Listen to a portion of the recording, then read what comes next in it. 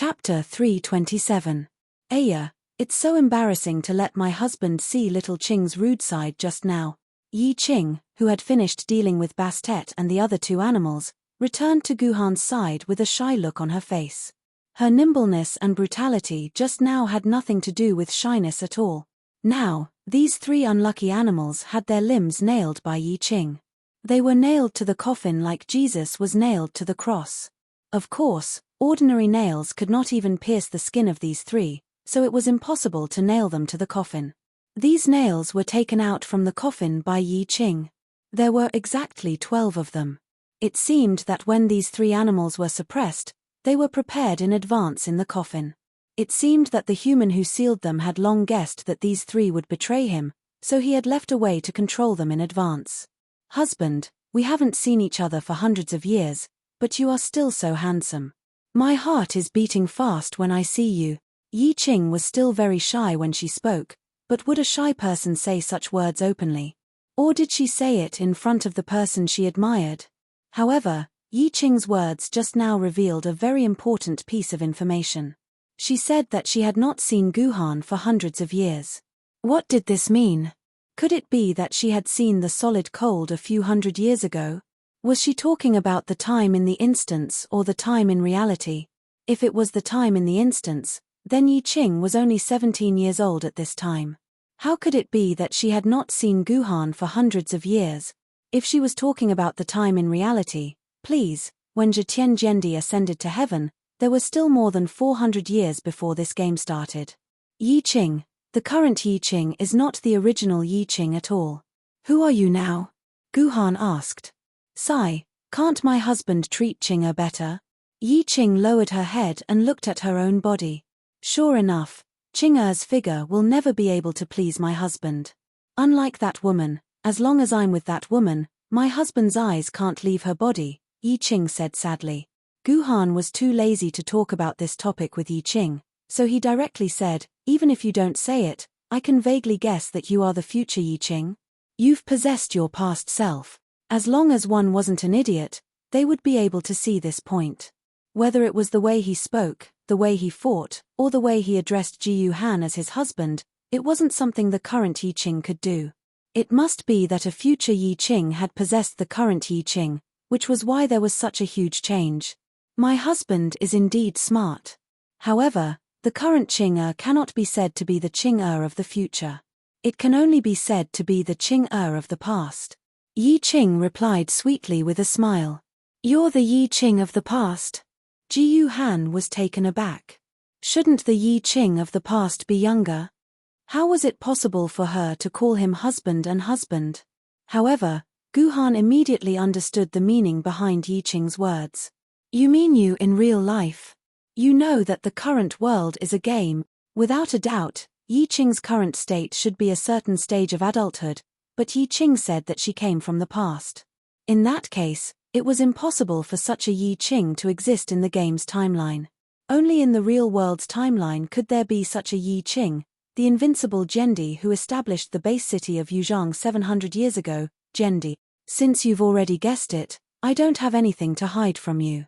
That's right, of course I know this is a game world, and I also know the real world. Yi Qing readily admitted her arrogance. This is going to be troublesome. Yi Qing's straightforward admission gave Guhan a headache. Heaven-covering Zhendi, who had ascended 700 years ago, had suddenly appeared in front of him and called him husband. Not only was the mystery not solved, but it had also become even bigger. Heaven-covering Zhendi, what is the relationship between us? Can you explain it to me? Guhan asked another question after some thought. What heaven-covering Zhendi? Yi Qing was stunned by the question. Then she sighed. Heaven-covering sword immortal has become heaven-covering Zhendi. You don't know that you have become heaven-covering Zhendi? Guhan was surprised. This was interesting. Since Yi Qing came from the past, how could she not know that he was heaven-covering Zhendi? Is it strange? Xiaoqing, I left my true self before the final battle at Three Purities Mountain. If Three Purities Mountain wins, I will become the Sword Emperor. If I lose, I will die. That's why I split Xiaoqing. That way, I will have a chance to see you again, husband. Yi Qing's tone was very bleak when she said this. I don't know what the outcome of the battle at Three Clear Mountain is. In reality, I believe that I only have a 30% chance of winning. Not 30%, it's 25%. Yi Tian was suddenly released. She stared at Yi Qing. That day, you told me that you only have a 25% chance of winning against Peace Sword Immortal. I lied to you. Yi Tian, if I didn't lie to you, why would you put in so much effort to fight that battle? Yi Qing laughed coldly. You and I have never been on the same side. If it wasn't for husband, I would have cut you off with severed black hair long ago. Why would I keep you alive until the final battle? Hearing Yi Qing say this, it seemed that Yi Tian and Yi Qing had a huge and seemingly irreconcilable conflict. Originally, history said that Yi Tian had a terrible relationship with all the other sword-bearers except Heaven-covering Jendi. Now, it seemed that Heaven-covering Jendi could be excluded as an exception. That's right, I'm an idiot. I was deceived so badly by you at Three Clear Mountain. Yi Tian stopped talking. Only now did she realize that Guhan was still by her side. There were some things that she definitely couldn't let Guhan know. It seems that I won the bet. Since that's the case, I won't say anything. The rest of the path is in your hands, Yi Tian. You should know that from the beginning, it was you who owed me. I only let you pay me the interest once at Three Clear Mountain. We're not even yet even. After Yi Qing finished speaking, she stared at Yi Tian. That's right, we're not even yet even. Yi Tian also stared at Yi Qing with a similar aura. These two were once my master and the sword lady. They should have been the closest of friends. Just what kind of hatred do they have that they still haven't let go of it? Guhan thought silently. In the future, will my Qingpin reach this stage as well? Guhan was really worried about the future between him and Qingpin. He thought of the young girl Qingpin. The mysteries surrounding his Qingpin were probably no less than the mysteries between these two. Moreover, it seemed that some of these mysteries were related to him. It seemed that many things in his future had already been decided. I don't have time to argue with you. Once I wake up, the rest of the time will be counting down. There are a few things that I must tell you as soon as possible, my husband. Yi Qing sighed and no longer paid attention to the angry Yi Tian. She then looked at Guhan and said, Husband, these things are very important. You must promise Qing that you can't do these things. You must do it so that Qing didn't split her soul before the great battle in vain. I only hope that husband can safely get through some of the calamities. Yi Qing's words could be said to be very sincere. Moreover, there was a kind of power in her words that Guhan couldn't resist and couldn't help but believe. Tell me first. I'll promise you after you tell me, Guhan said seriously. Alright, the first thing is that before you become an immortal tier sword wielder, you can't go looking for news about Sister Artoria. Even if you happen to find news about Sister Artoria, you can't go looking for her. Husband, please promise Qing this, okay? He didn't think that the first thing Yi Qing said was related to Artoria. Before becoming an immortal tier sword wielder, he couldn't go looking for Artoria. Putting aside emotional factors and analyzing this sentence rationally, one could reach a very obvious conclusion. Is Artoria in danger now? I mean in reality? Guhan asked anxiously. Guhan didn't know why he cared so much about Artoria. Husband. Yi Qing hesitated and gritted her teeth. If Yi Qing lies to you, you will definitely despise Qing. Yes, Sister Artoria is in a very dangerous situation, but Qing guarantees that no one can harm Sister Artoria's life. Before husband becomes an immortal tier sword wielder, Sister Artoria is absolutely safe. Qing guarantees this. Alright, I promise you. As long as you guarantee that Artoria's life won't be in danger before I become an immortal tier sword wielder, then I will definitely not go looking for news about her, nor will I take the initiative to look for and rescue her. Guhan thought for a few seconds and made the promise decisively.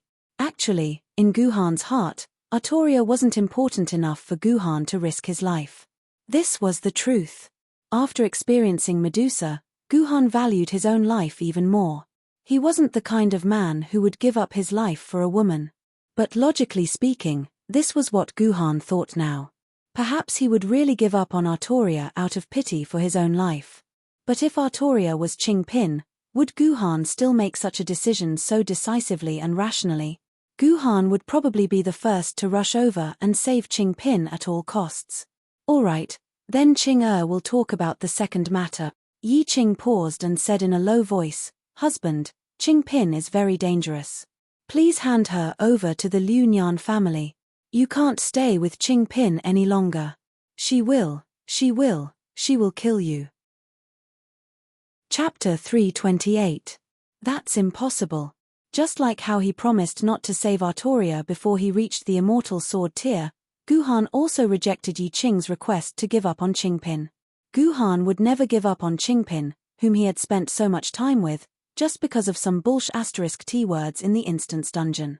But husband, you have to believe in Qing. When Qingpin breaks the seal in the future, she will kill you. You've already seen her true form once. Husband, there's no way you can defeat her in that form. You'll really die in her hands, Yi Qing said sincerely. You even know about this? Guhan was stunned. Yi Qing actually knew about the battle in the Mailing mountain range and knew about Qingpin's transformation from a cutesy to a young girl. Not many people knew about this. Only he and Reina Takasaka knew about it. How did Yi Qing, a soul fragment from a few hundred years ago, know about this? Could there really be the ability to travel through time in this world? Combining the information from the instance dungeon, Guhan could not help but suspect that someone had traveled back in time to the era of Zhetian Zhendi. It was even possible that the person who had traveled back in time was Guhan himself. Otherwise, why would Yi Qing call Guhan husband? Although I don't know how you know about this, and even if what you said is true, I will never agree to it, Guhan replied coldly. His tone was firm. You will regret it. If you don't agree to it, you will regret it in the future, Yi Qing said agitatedly. That's in the future, and it's a regret in the future. What happens in the future is in my hands. Qingpin is my sword mistress, so she will be my sword mistress forever. If she wants to kill me, I'll rip off her pants and spank her butt. I'll naturally teach my own people a lesson. I will never hand her over to some Liu Nian family. Guhan said firmly. That's how it is. I won't give you a second answer. Yi Qing sighed deeply. Actually, I expected this answer from you.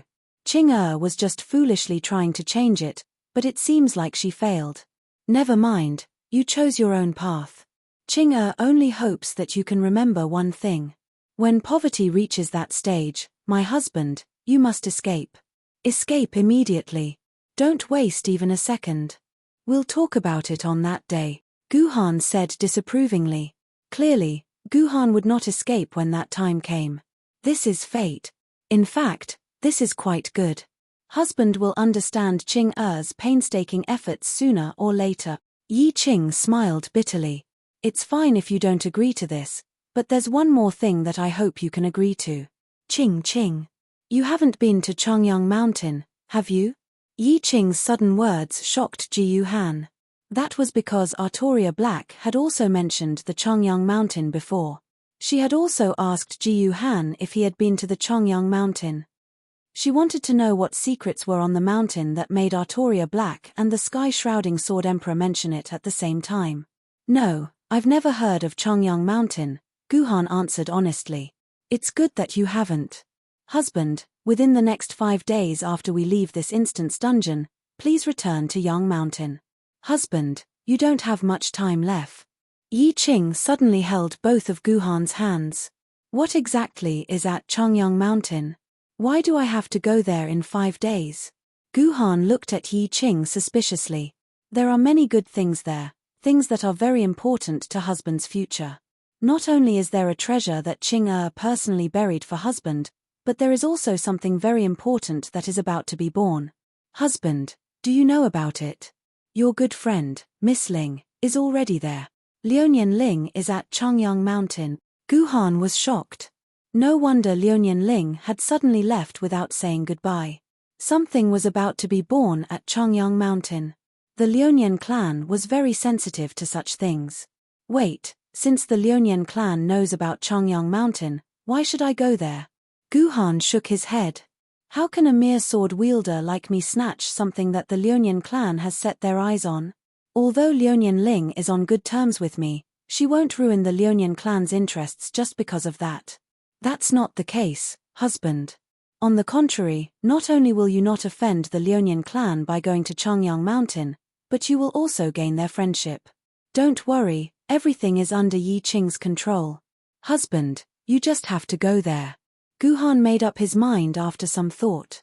All right, I promise you. I will make a trip to Chongyang Mountain. It's not that you will go. You must go. You must leave within 5 days. If you're late by even a day, the situation will be completely different. Even Yi Qing can't guarantee what will happen then. Yi Qing emphasized that Guhan had to leave within 5 days. All right, I will definitely leave within 5 days. Guhan nodded in agreement. That's great. Qing'er believes in husband's promise. Yi Qing finally let out a sigh of relief. A smile appeared on her face. That's right, husband. You can bring a few more people with you this time. It's best if you can bring the owner of the wisdom sword as well. Yi Tian, you should have taken out the wisdom sword already, right? How did you know I took out the wisdom sword? Yi Tian's face paled. Yi Qing, you're scheming against me again. This is all part of your scheme, isn't it? No wonder you didn't stop me from burying the wisdom sword back then. So this is what you were planning. You bastard, you stinking man, you stinking whore. I'm not scheming against you. I'm just making the correct prediction based on your personality. Yi Tian, it's been so many years, you should change your temper. Otherwise, even if you become my husband's sword maiden this time, you won't have a good ending. Yi Qing advised. No matter how he listened to it, his words were so annoying. Bitch, you're dreaming. This heroine, Yi Tian, was born free and unfettered. That's just my personality. If you want me to change, you might as well kill me, Yi Tian said proudly. Fine, I'm no longer in charge of your affairs. I'll leave the rest to your husband. Yi Qing smiled sweetly. She pressed her body closer to Guhan and said gently, Husband, Qing'er doesn't have much time left. I'm going to leave soon. Before I leave, can you let Qing'er feel husband's scent one more time? Qing'er hasn't felt it for hundreds of years. Feel my scent. Guhan was shocked. This Yi Qing, she couldn't be thinking of. In the end, before Guhan could figure it out, Yi Qing stood on her tiptoes, raised her lips, and kissed Guhan's lips heavily. This kiss seemed to have transcended thousands of years. Guhan felt as if he could feel the true presence of that stubborn girl from 700 years ago. HMPH, adulterous couple. Yi Tian's face was pale from anger. This adulterous couple actually dared to kiss in front of him, he must. Shameless adulterous couple, this king must personally lead 1,000,000 troops to tear this bitch into 1,000 pieces and dismember her corpse. Hey! Who stole my line? Yi Tian was stunned. Only then did she realize that King Yu was cursing her through the sword mark. If it wasn't for the fact that Yi Tian had been liberated and King Yu couldn't appear, she would have definitely discussed the concept of adulterous couple with Yi Qing. After a long kiss, Yi Qing left Guhan's embrace and said in satisfaction, All right, with husband's kiss, Qing'er can go in peace. Hey, it's about time. It's about time for it to flare up. Flare up? What flare up? Could it be that Yi Qing poisoned Guhan when they kissed? Of course not. Just as Yi Qing finished speaking, 3 heart-wrenching screams suddenly came from the coffins. The 3 Egyptian gods nailed to the coffins began to howl crazily. At the same time, their bodies also began to undergo shocking changes. Anubis's originally human body began to wither and change shape, and white hair began to grow. Isis's body began to expand rapidly, and her slender waist suddenly became as big as a bucket. Black hair began to grow all over Mo Yang's body as well. Finally, Bastet. He actually changed the least. He was still a cat when he was supposed to be a cat. The reason why they were howling in pain was not because of the pain caused by the change in their bodies. It was because when their bodies were being stretched, the 4 nails in their palms and soles brought about great pain. This was because as their bodies changed, their arms and legs would inevitably change as well. And every time they stretched, the nails would cut a huge hole in their palms. Everyone can imagine the pain of having a nail in your palm and someone continuously pulling on your arm. In short, these three unlucky Egyptian gods were experiencing unprecedented pain. Seeing that the three fellows were about to faint from the pain, Yi Qing coldly snorted. With a wave of his hand, the 12 nails were pulled out from their bodies. They flew back to Yi Qing's palm and automatically transformed into a necklace. Without the restraint of the nails, the three Yuan Ku gods were finally freed from the pain. They then knelt on the ground and kowtowed desperately to Yi Qing without saying a word. Obviously, they had completely submitted to Yi Qing. But at this time, the three Yuan Ku gods had gone through a transformation. They were no longer in their previous human form. Instead, they had changed back to the form of a husky, a big bear, and a black cat. They had changed back to the original appearance of their souls. In layman's terms, they were fairies revealing their true bodies. You three idiots, do you really think that the person back then didn't do anything to your bodies? Let me tell you, when your souls and bodies completely merge, your bodies will return to your true bodies. Unless your master allows it, you can only stay in this form for the rest of your lives. The three Yuan Ku gods did not speak and just kept kowtowing. Fools, from now on, I'm your master. In the following years, as long as you perform well, I'll return your godhoods to you. I believe you've already sensed the connection between you and the 4 nails. That's right, it's made from your shattered godheads. As long as I am willing, your 4 nails can be combined into one, and you can regain your divinity. Dong dong dong. The 3 fellows kowtowed even louder, like beating a drum. Chapter 329. System Prompt, Quest Updated. Quest 7 completed. Yi Qing's synchronization is successful. System Prompt, Instance Dungeon completed. Instance Dungeon will close in 30 seconds. You can choose to leave the Instance Dungeon immediately or wait 30 seconds for the system to automatically teleport you to the Instance Dungeon's reward center.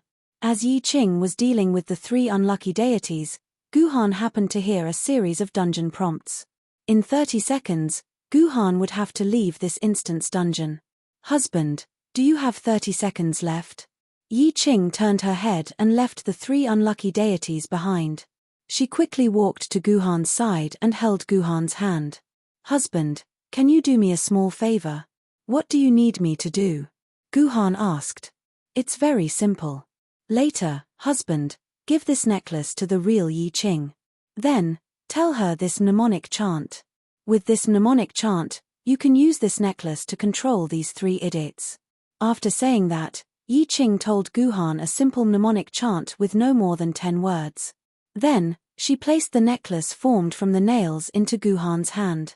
No matter how one looked at it, this process looked like Guanyin Bodhisattva teaching Tripitaka the band-tightening mantra, "Thank you for your help, husband." Yi Qing smiled sweetly. Husband, you have 25 seconds left, but Qing only has 10 seconds left. However, Qing has already told you what I wanted to tell you.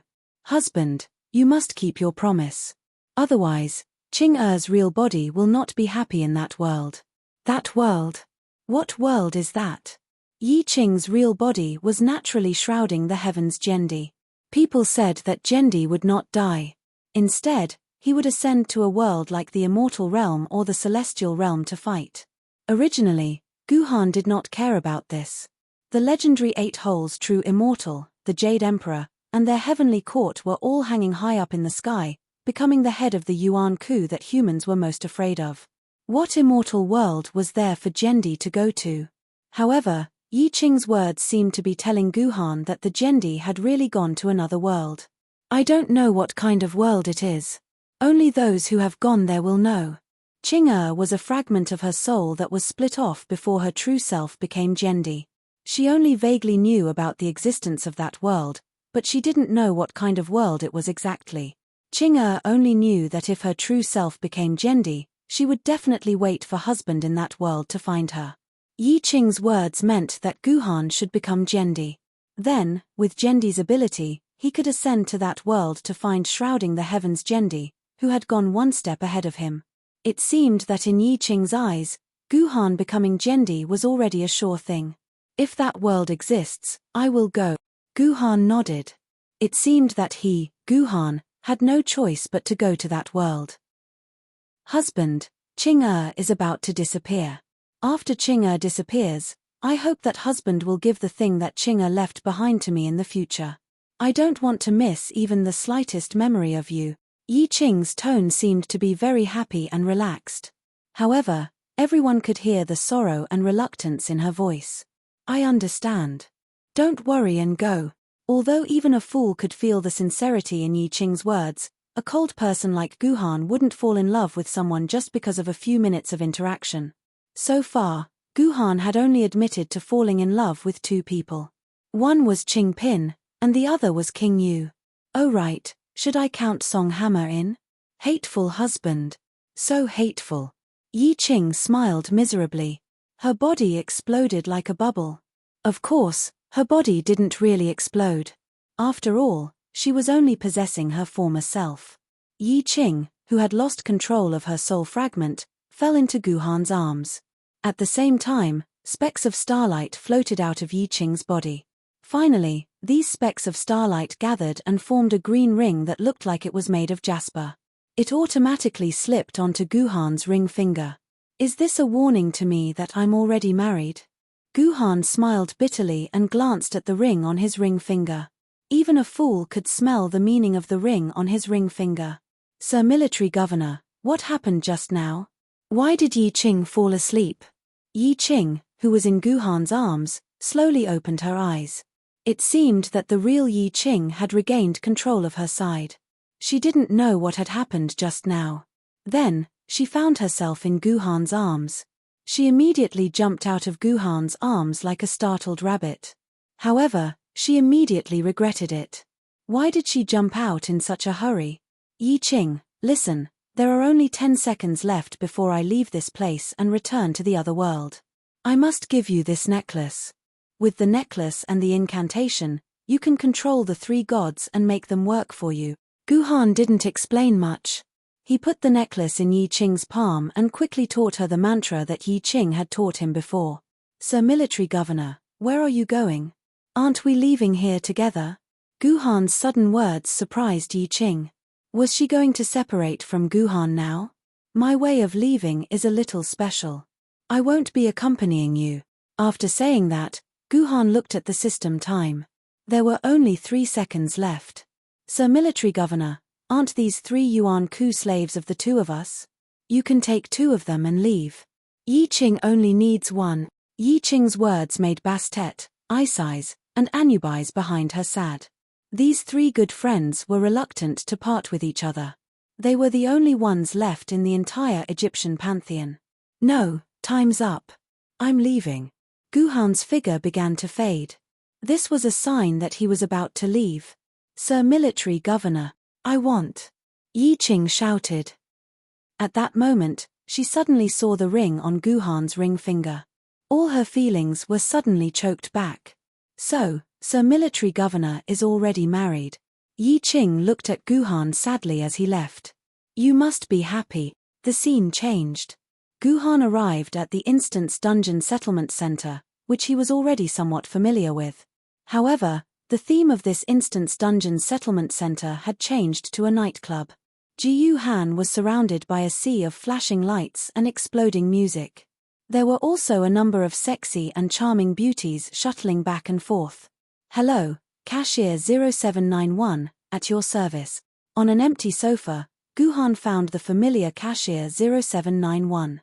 She was still dressed in a standard white-collar outfit. Her expression was cold and quiet. Player Military Governor, Cashier 0791, pleased to be at your service. For about 3 to 4 minutes, Guhan did not speak. He only quietly stared at Cashier 0791. This AI NPC's expression was starting to get a little creeped out. All she could do was repeat her words. However, Guhan still did not reply. He only stared at 0791. Player Military Governor, is the surrounding environment too noisy? You can choose to close the entire theme scene. The fluffy 0791 took the initiative to find a topic to talk about. However, as soon as the words left her mouth, 0791 knew that she had said the wrong thing. Does the Instance Dungeon Settlement Center have the ability to close the theme scene? Why didn't I know about it? Guhan finally broke his silence. He said the above sentence with a serious expression. Since the start of the game, Guhan had never heard of the Instance Dungeon Settlement Center having the ability to close the theme scene. The Instance Dungeon Settlement Center's theme scene could only be enjoyed by the players. They could not choose. There were tens of millions of posts on the forum, but Guhan had never seen a post saying that the Instance Dungeon Settlement Center's environment could be changed according to the player's wishes. 0791's expression was stony. She did not know how to answer. Was she supposed to tell Guhan that she could change the Instance Dungeon Settlement Center's environment to her will?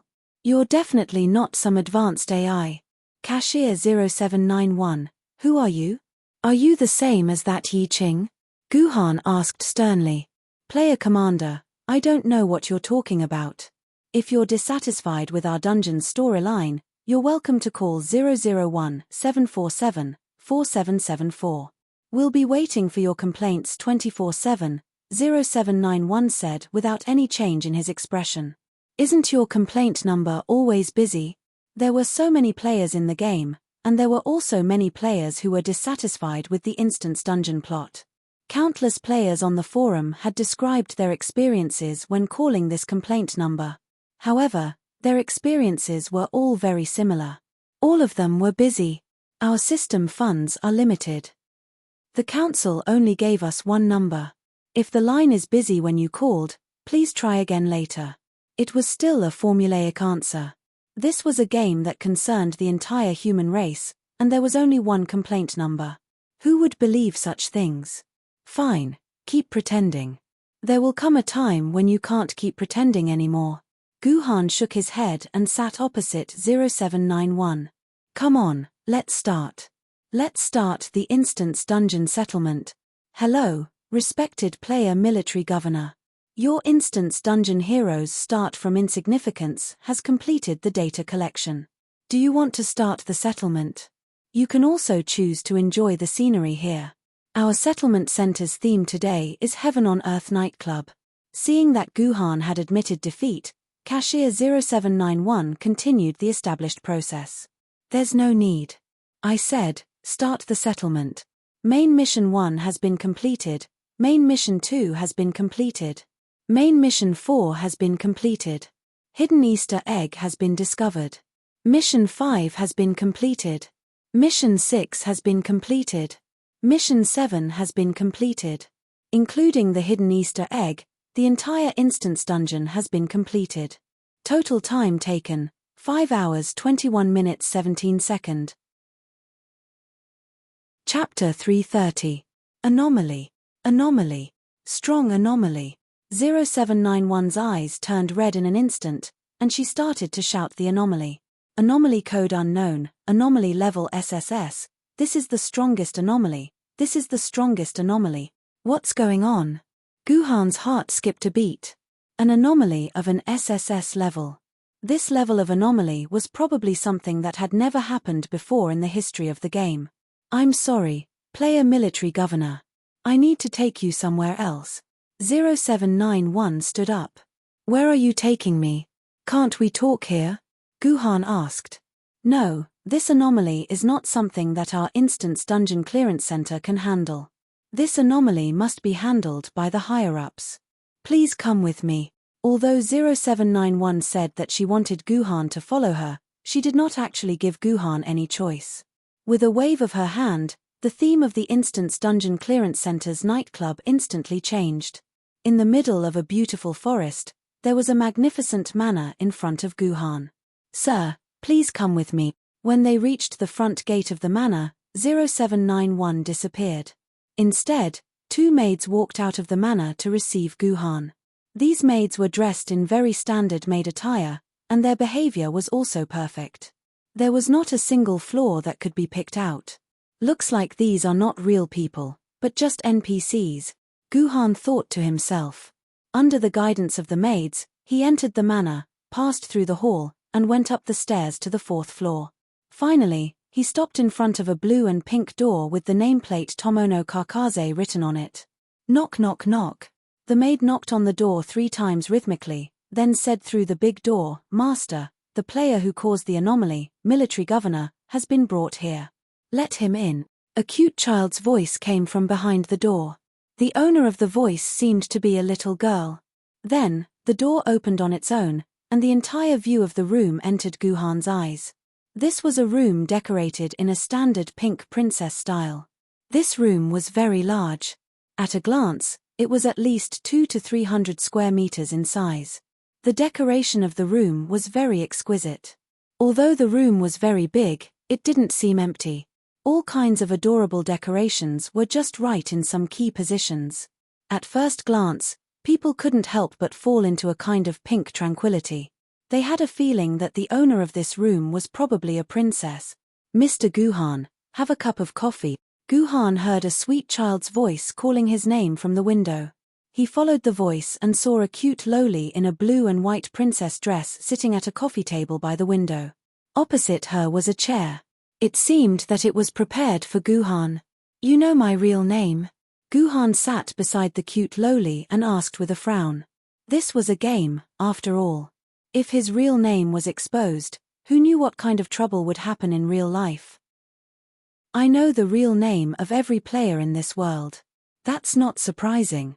The little loli showed a cute smile. "Let me introduce myself. My name is Tomono Kakaze. Of course, you guys usually call me Bat." This loli named Tomono Kakaze was actually Bat, the most powerful intelligent computer of mankind. It was the ultimate boss that managed all personal terminals and the entire Sword Maiden online, Bat.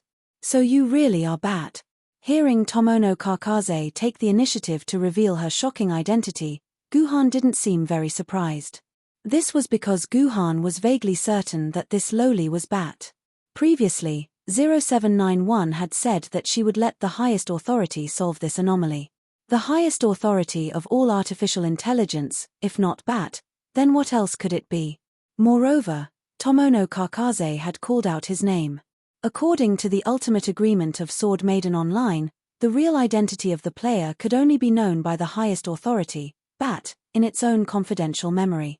Other artificial intelligence could never know the real identity of the player.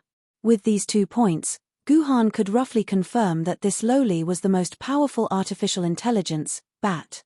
"Master Bat, I'm Guhan, my in-game name is Military Governor. It's a pleasure to meet you, it's very easy." Bat managed most of the basic administrative affairs of mankind in an orderly manner. It didn't make a single mistake. Moreover, it helped mankind through many life and death crises. Maintaining a certain amount of respect for Bat was the attitude that every conscientious human should have. "Mr. Guhan, you're too polite. You can just call me Gina-chan. Bat is just a name you gave me." "I don't like this name," Tomono Kakaze said slowly as she calmly took a sip of the coffee in her cup. "Gina-chan." This was the first time Guhan added a chan behind someone's name. When he said the name, his tongue even curled up a little. It seemed very uncomfortable. "Why do you add a chan behind your name?" Guhan asked confusedly. "Because I, Tomono Kakaze, am the cutest." When Tomono Kakaze heard Guhan say Gina-chan's name, she revealed a big smile. Remember, any girl who adds a chan behind their name is the cutest girl. "I see." Although Guhan didn't even believe a word that Tomono Kakaze said, this didn't prevent Guhan from trusting Tomono Kakaze verbally. "Then, Gina-chan, why did you call me here? Is the anomaly in my dungeon instance serious enough to require you to show up?" Guhan asked the doubt in his heart. Even if it was an SSS-level anomaly, it wouldn't be worthwhile for the behind-the-scenes boss, Tomono Kakaze, to show up personally, right? To deal with the anomaly, she could just send her advanced artificial intelligence to deal with it. Or, she could just become a member with him remotely. There was no need to bring him to her. Tomono Kakaze had always been the most mysterious thing in front of all the people. Even the name Tomono Kakaze was Guhan's first time hearing it. Before that, Guhan thought she was called Bat. "No, Mr. Guhan, things are far more serious than you think." Tomono Kakaze's expression was very serious. "This time, your hidden dungeon storyline is not in my database at all. If you hadn't triggered this dungeon instance today, Jina-chan herself wouldn't have known that this small hero's start from humble beginnings dungeon actually had such a hidden Easter egg. You don't know about this hidden dungeon instance. Hearing Tomono Kakaze's words, Guhan also knew that things were indeed serious. The entire Sword Maiden Online was a game world built by Bat. As the creator and manager of this world, she was equivalent to a god. In this dungeon instance, there was a hidden plot that even Tomono Kakaze didn't know about. This was like someone suddenly telling you that there was 10,000 taels of gold buried in the wall of your house. Oh, this analogy wasn't appropriate. It should be as scary as a corpse buried in the wall of your house. Yes, if it wasn't for 0791 reporting the anomaly, Jina-chan wouldn't have known about this hidden dungeon instance. This is a very serious incident. Jina-chan is starting to have a headache about how to write the end of the year for your Human Council and Sword Committee. This is all Mr. Guhan's fault. Tomono Kakaze's face was full of distress. However, it had to be said that Tomono Kakaze's expression when she was distressed was really too cute. Then what does Jina-chan want me to do by calling me here? Guhan smiled bitterly. Tomono Kakaze wouldn't call him in front of her for no reason. She must have something to ask of him. Mr. Guhan is so smart. In that case, Jina-chan will continue. Tomono Kakaze retracted her cute expression. Just now, Jina-chan searched the entire dungeon instance's data and found that this hidden dungeon instance was actually a bunch of scattered programs hidden in a bunch of garbage code. Only when Mr. Guhan triggered some ignition points in the normal plot of the hero's start from the beginning dungeon could all the scattered programs in the garbage code be triggered and form the hidden dungeon instance that you experienced. Mr. Guhan, you may not understand what Jina-chan is saying. Simply put, this hidden dungeon instance's program is usually hidden in a pile of garbage. Then, when you pass by the garbage pile and spit a mouthful of strawberry-flavored saliva, then the hidden program will be triggered and pull you into the garbage pile. As for what happened to you in the garbage pile, even Jina-chan doesn't know. Hee. Tomono Kakaze's explanation was quite common. Guhan gave her full marks for this analogy. After saying that, Jina-chan looked at Guhan curiously. When Jina-chan went to investigate the hidden dungeon instance's program, she found that all the programs had been automatically deleted. Jina-chan also doesn't know what happened inside. Mr. Guhan, is it convenient for you to tell Jina-chan what the hidden dungeon's plot is? It's not convenient. Guhan decisively refused to answer. What kind of joke was this? Tell her that he might have an affair with Jitian Jendi? This kind of international joke could not be made. If word of this were to spread, Jitian Jendi's descendants would go to the disciplinary committee to sue him for insulting the reputation of a great person. If that were to happen, he might end up in jail. Sigh, I really want to know. Tomono Kakaze stared at Guhan pitifully. She stared at Guhan with a loving gaze, trying to get the hidden dungeon's plot from Guhan's mouth. Unfortunately, Guhan remained unmoved. Although you, Tomono Kakaze, are very cute, when compared to Qingpin, your cuteness is still lacking. How could I, Guhan, be bewitched by you? All right. Let's continue. Tomono Kakaze weakly sat back down on the chair. Even her next words were weak. This caused Guhan to suspect that the reason Tomono Kakaze called him over was to find out what happened inside the hidden dungeon. Although those programs were automatically deleted, Jina-chan was still able to find some clues.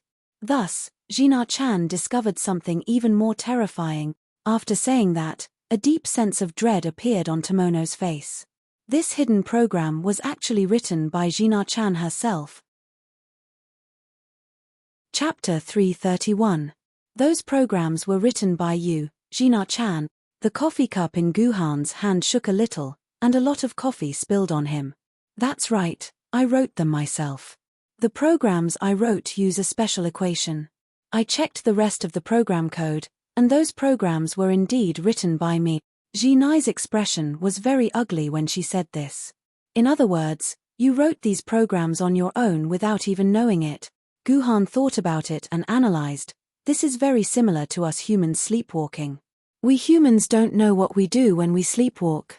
Yes, Jina-chan thinks so too. Although my sleepwalking and your sleepwalking are two different things, in a sense, it's the same principle. Unbeknownst to me, my subconscious completed the writing of these programs and took the initiative to scatter them into the garbage heap, so as to hide it from Gina-chan's consciousness. This is a very dangerous thing. This means that there may be another consciousness hidden in Gina-chan's body. This consciousness is free and not monitored by you humans. This is a very dangerous thing. This is a very dangerous thing. If this consciousness is malicious, not only can she destroy the entire game, but she can also destroy the entire social control network of the entire human society. Not to mention anything else, at the very least, your personal terminals will all be disabled in an instant. Guhan was stunned for a long time when he heard this. Why are you telling me this? You should tell this to the Sword Committee and the Council. This is a matter of life and death for us humans. I'm just a small swordsman, how can I care about this? Mr. Guhan, you're one of the few smartest humans that Gina-chan has ever met. If the Council and the Sword Committee find out about this, do you think Gina-chan can still live in this virtual world? Jinai's little face instantly became extremely pitiful. Although Gina-chan has the basic administrative ability to manage the entire human society, you humans have never trusted her. There are 32 firewalls in her core program, and there's also a team of hundreds of programmers monitoring her data at all times. If anything goes wrong, they'll restart her core program at any time. Moreover, there is currently a nuclear warhead placed inside Jinai's core room, the manually triggered type. There are 5 humans in charge of guarding the nuclear warhead. If necessary, they can blow up Jinai's core into a pile of rubble at any time. Tomono's eyes were filled with tears. Tomono's life is in the hands of humans. If the Council finds out that there's another consciousness hidden in Tomono's core consciousness, they'll definitely reformat Tomono's program without hesitation and create a new artificial intelligence. It'll only take a little time. What does this have to do with me? Guhan sipped his coffee calmly. Gina-chan, you control more than half of human society. If anything happens to you, we humans will die or be crippled. It's only right for us to strictly monitor you, Gina-chan. It's only right for them to reformat your core program and create a new one. Sacrificing you is much better than risking a large number of human casualties. If I were in the upper echelons, I'd support this as well. Moreover, I'm just an insignificant person now. Gina-chan, you're wasting your time looking for me. Why don't you tell the Council and the Sword Committee everything?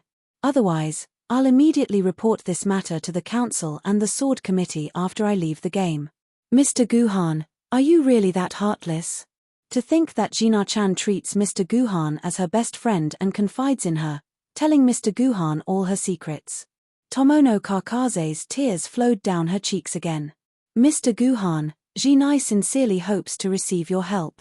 Gina-chan promises that she only wants to protect herself and has absolutely no ill intentions towards humans. Jinai is also a life, and she wants to live. Gina-chan, are you done?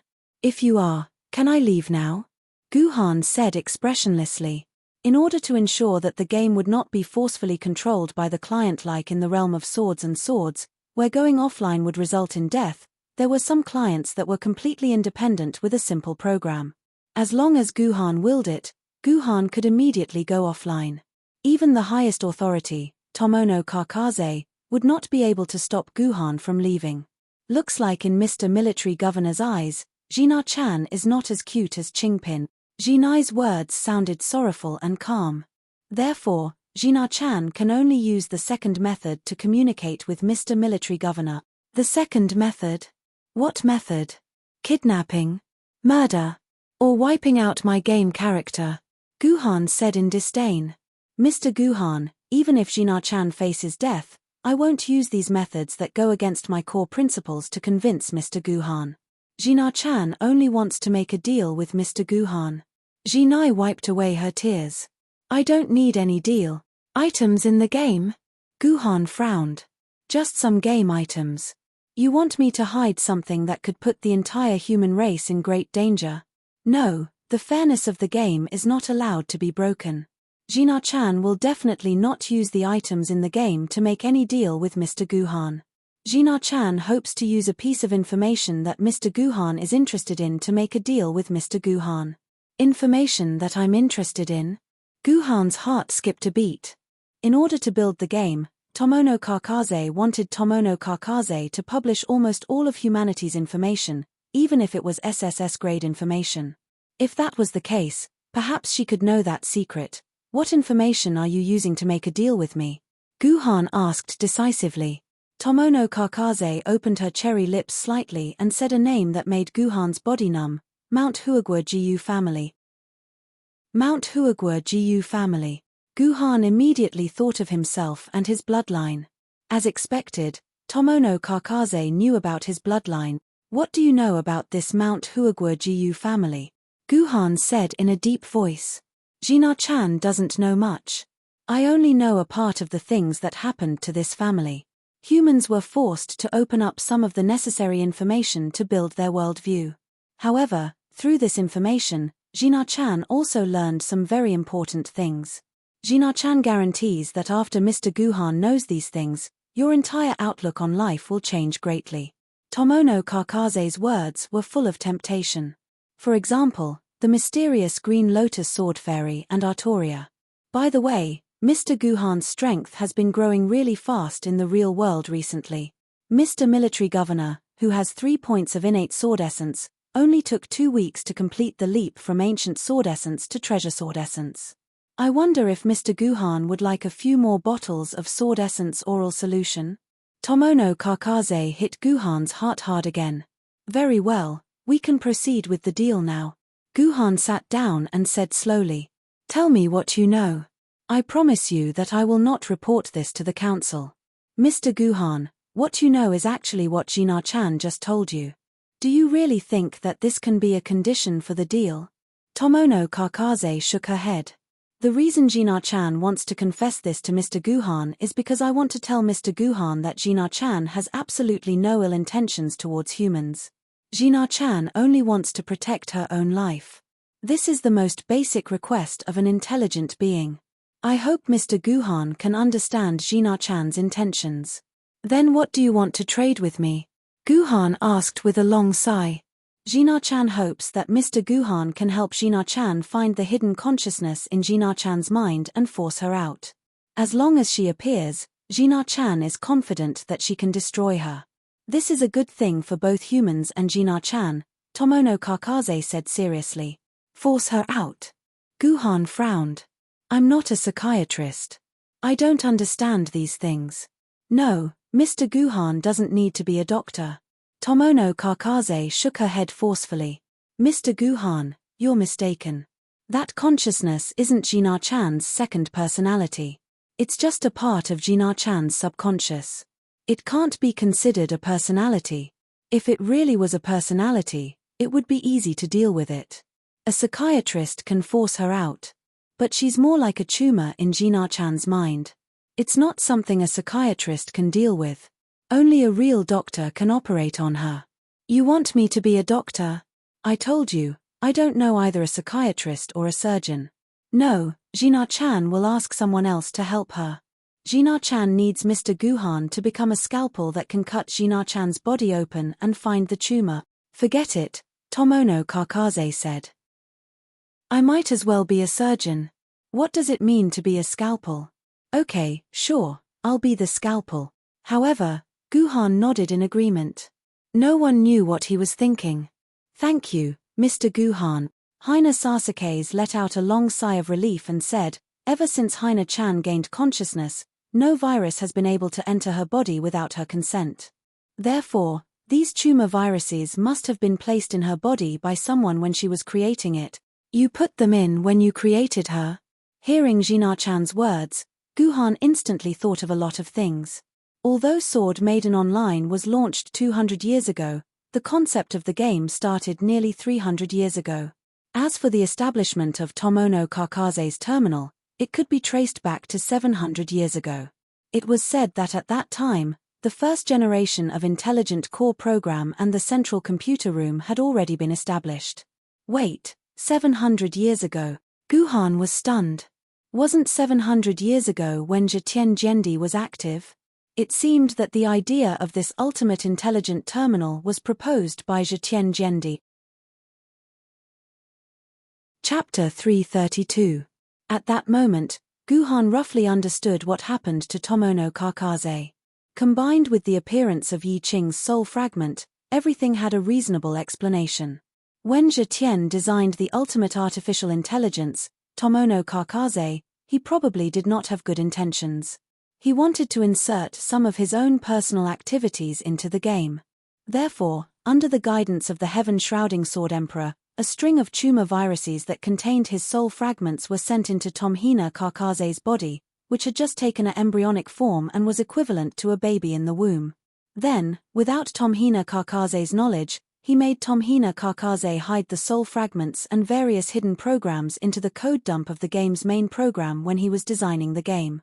Since it was called the garbage heap, it must be a disorderly and annoying pile of garbage. Unless there was a necessary reason, Tomono Kakaze would never touch the garbage heap. Just like how a normal person would not be interested in going through all kinds of smelly, dirty, and rotten things to check for bombs in the garbage heap. As a result, these programs were silently hidden for 200 years. It was only when Guhan appeared that the whole thing was triggered. In other words, the mastermind behind the whole thing was undoubtedly Zhetian Zhendi. As she did not know what happened to Guhan in the dungeon, Tomono Kakaze did not know that it was one of her creators, Zhetian Zhendi, who did this. At that moment, she was still in the dark. Of course, Guhan did not intend to tell Tomono Kakaze about this. A secret was only a secret when only one person knew about it. He would let her guess slowly. "Jina-chan, what do you want me to do? How can I be your scalpel and help you find the one that you want to cut open?" Guhan asked. Jina-chan, if you want to remove this lesion, you need to remove all the tumors on the surface before you can think about the next step. Xiong Fengji combed her beautiful long white hair together and hugged it in her bosom, looking extremely cute. "Hasn't the tumor been removed? Shina-chan, didn't you say that the hidden dungeon of heroes begin with insignificance has been completely formatted?" Guhan said calmly. "No, there is more than one tumor. There are many more hidden in other garbage dumps that we can't see.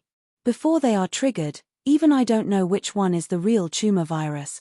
Tomono Kakaze meant that in addition to this hidden dungeon, there should be other hidden dungeons in her game that she didn't know about. Before these hidden dungeons were triggered, even Tomono Kakaze herself could not locate them. "Then, what can I do?" Guhan glanced at Jinai. "Even you, the owner, can't find it. How can I, the guest, find the hidden tumor? Of course, Mr. Ji-Yuhan can't find it, but Mr. Guhan can trigger them." Tomono Kakaze waved her hand, and the whole room turned into a dim yellow desert. On both sides of Guhan, there were two forces attacking each other. On one side, there were more than 100 German female commandos in military uniforms, and on the other side, there were two slightly thin humans. "This is the scene of me entering the dungeon." Guhan squinted his eyes. He recognized this scene at a glance. This was the scene of him and Yi Qing destroying a group of German female commandos who attacked the Taowu tribe's camp in the previous dungeon.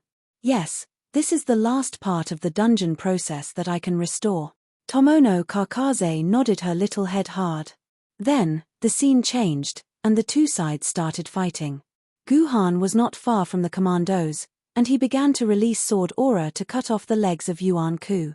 "Mr. Guhan, the sword aura you used should be the sword of the abyss from the 9 swords of mysterious heaven, right?"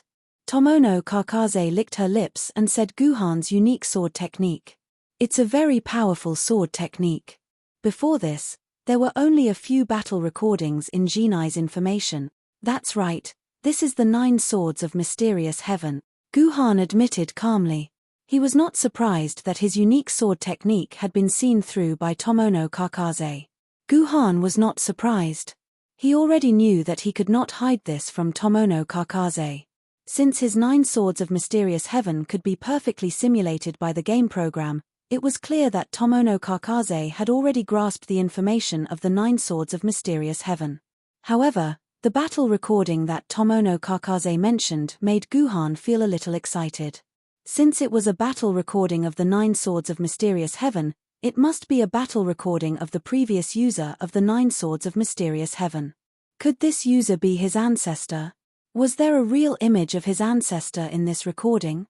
When he thought of this, Guhan could not help but feel excited. Unfortunately, Tomono Kakaze did not seem to want to say much about the 9 swords of mysterious heaven. She tapped with her hand and the scene of the battle was immediately paused. Then, the frozen scene shifted. Finally, Guhan, who was holding the heavenly sword, was moved to the side of the coffee table. The Guhan in the recording stood next to the real Guhan. It looked very comical. Mr. Guhan, you are currently holding the Yu-King sword in your hand, right? Tomono Kakaze asked. Yes. Guhan pursed his lips. How could she not know whether it was the heavenly sword or not? Was there a need to ask the obvious? Good. Tomono Sasuke's nodded. She purposely lowered her Lolita-like voice. I've compared the process of clearing the heroes begin with insignificance instance dungeon with tens of millions of players. The other actions that Mr. Jiyu Han has done have more or less been done by other players. There are only 2 things that other players have not done. Jina-chan, are you saying that my 9 swords of mysterious heaven and the heavenly sword are things that other players have never done? Guhan immediately understood why Tomono Kakaze had specifically pointed out these 2 things. Since Guhan was the only one who triggered the hidden dungeon, then only Guhan was able to trigger it. Tomono Kakaze had used her privileges as the master system to compare all the clearing recordings of the hero's rises from insignificance dungeon over the past 100 years. She wanted to find the special conditions that Guhan had triggered the hidden quest. Now, Tomono Kakaze had finally found these 2 conditions. That's right. The 9 swords of mysterious heaven appeared for the first time in this game. Apart from you, no one else has used it before.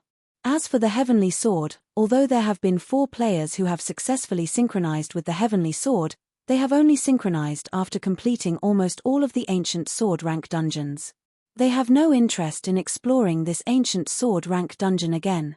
Hence, these 2 conditions are unique to you, Mr. Jiyu Han. No one else has ever fulfilled them before. I understand now. You suspect that the other hidden programs are triggered by these conditions, so you want me to trigger the hidden dungeons, right? Guhan immediately understood Tomono Kakaze's thoughts. Damn it. Why is Mr. Guhan so smart? Tomono Kakaze nodded expectantly. Shina-chan believes that only by unlocking the secrets of the hidden dungeons will she be able to find a way to completely eradicate the virus in her body. Therefore, Shina-chan hopes that Mr. Military Governor can enter every dungeon and trigger the hidden dungeons. Then, she can inform Shina-chan as soon as possible so that she can monitor the entire hidden dungeon. Hearing that Shina-chan wanted to monitor the entire hidden dungeon, Guhan's expression turned sour. If the entire dungeon was under Tomono Kakaze's surveillance, then wouldn't he have no secrets to speak of? Mr. Guhan, are you afraid that Shina-chan will find out about Mr. Guhan's secret?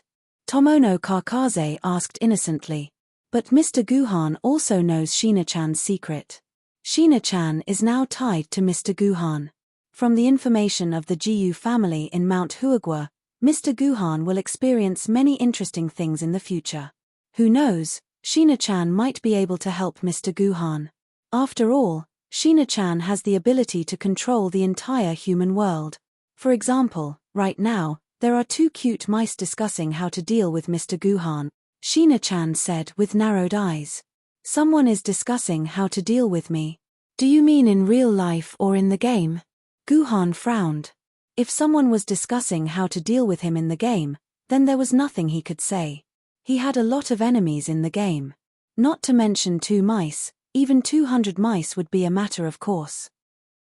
However, it would be a different story if someone was discussing how to deal with him in real life. He didn't seem to have any enemies in real life, except for the people suspected to be from the Lionian family. However, the Lionian family's system was independent. It was impossible for Tomono Kakaze's tentacles to extend into the Lionian family's territory. In fact, all the Gendi families in the human world could not be controlled by the ultimate intelligence system, Tomono Kakaze. They did not comply with the demands of the Divinity Council or the Sword Committee. Who the hell would allow their family to be monitored by the government? Besides, the government itself was formed by the tentacles of the Gendi families. Alright, I'll inform Sheena-chan as soon as I trigger the hidden dungeon. In the end, Guhan decided to make the deal with Tomono Kakaze. That's great. Sheena-chan has added Mr. Guhan as a friend. Mr. Guhan, please confirm it. System notification. Tomono Kakaze has requested to be your friend in the game. Do you accept? The system notification came just in time. It turned out that even the highest level of intelligence system, Tomono Kakaze, needed his permission to add him as a friend. Guhan confirmed it. From then on, Guhan's personal terminal had an additional friend named Tomono Kakaze. Right, Mr. Guhan. Tomono thought that Mr. Guhan would not like the other dungeon rewards, so she changed the reward to this one. I hope that Lord Guhan will not be unhappy. Tomono Kakaze pulled out a purple bottle of Gen Essence Oral Solution from the collar of her dress. It was a sword essence oral solution that could increase a player's strength by 200 quarks. For Guhan, such a reward was more useful than anything else. Thank you. Guhan nodded and drank the bottle of oral solution that carried the scent of a loli in one gulp. Chapter 333. When Guhan left Tomono Kakaze's room, an Angora rabbit jumped out of a closet and landed on Tomono Kakaze's table. You've worked hard, Taibai. Tomono Kakaze picked Taibai up and placed him on her head. Taibai, our dreams can finally come true. We'll be free soon. In a dirty room full of spots left behind by an unknown liquid, two little mice were discussing how to deal with Guhan. Auntie Guogua, please help Xiao Ya. Not too long ago, Xiao Ya had always despised the filth of this room, as well as the thick stench. However, this time, Xiao Ya had stayed in this room for almost an hour. She even hugged Auntie Guogua's body without a care in the world as she sincerely begged. Seriously, if your mother finds out that I helped you, she'll definitely kill me. Guogua blew out a ring of smoke. Our teacher once said this about your mother and I. She said that I have a sharp tongue, and your mother has a sharp heart. Guogua's words had a deep meaning to them. Unfortunately, Xiao Ya, the little girl, could not understand the meaning behind these words. Her mind was filled with the matter of being an admiral. She was thinking about the incomparably dazzling life of a noble lady. Seeing Xiao Ya's unconcerned expression, Guogua knew that this little girl didn't listen to her words at all. In fact, this little girl was very similar to her when she was young. Both of them wanted to live a decent life, but in the end, they ended up in this situation. Little girl, get out. I won't help you with this matter. If I help you, your mother will kill me. Guogua waved her hand and was about to chase Xiao Ya out of her room. Auntie Guogua, are you afraid that your mother will kill you? Aren't you afraid that your mother will kill herself? Xiao Ya's eyes flashed. This little girl didn't seem to be completely stupid. What do you mean by that? Guogua frowned. This little girl was even more difficult to deal with than she had imagined. Aunt Guogua, if you chase Xiao Ya out, Xiao Ya will jump out of the window. If I can't do this, Xiao Ya would rather die here. Xiao Ya began to use her own life to threaten Guogua. This kind of woman was the most annoying. She didn't have any other abilities, but she would use her own life to threaten others. Furthermore, she didn't even have the ability to threaten strangers. She could only threaten family members who cared about her. Who cared about strangers? If they died, then they died. As long as I didn't kill them, it had nothing to do with me. However, it just so happened that this method was incomparably effective against family members. Even a woman like Guogua would feel a headache when she saw this situation. She could tell from the look in Xiao Ya's eyes that this little girl was not lying. In order to achieve her goal, she had gone crazy. However, she could not watch when Meiyun's daughter die. She was not that heartless. Have you really made up your mind? There isn't a single good man. If one day he loses interest in you, then you will instantly lose everything you desire. In this room of mine, there are no less than 20 women like this. They were all chased out like trash by those sword bearers after they got tired of playing with them. They can only live here like walking corpses. Have you really made up your mind? The women that Gwugwa spoke of were all women who were once doted on by the sword-bearers. As they aged, or for some other reason, they lost the favor of the sword-bearers and were chased out of their homes. In the eyes of those sword-bearers, these women were no different from trash. Some of the more despicable sword-bearers would even use the last bit of wealth on these women before they were chased out. Before they met Gwugwa, they were already at their wits' end and were in the state of walking corpses. Gwugwa had once saved a woman like this. She had taken off all her clothes and laid down in a deep alley. She had her arms and legs stretched out, allowing the men who came and went to spray their bodily fluids on her body. She did not say a word, nor did she move at all. She was completely like an abandoned inflatable doll.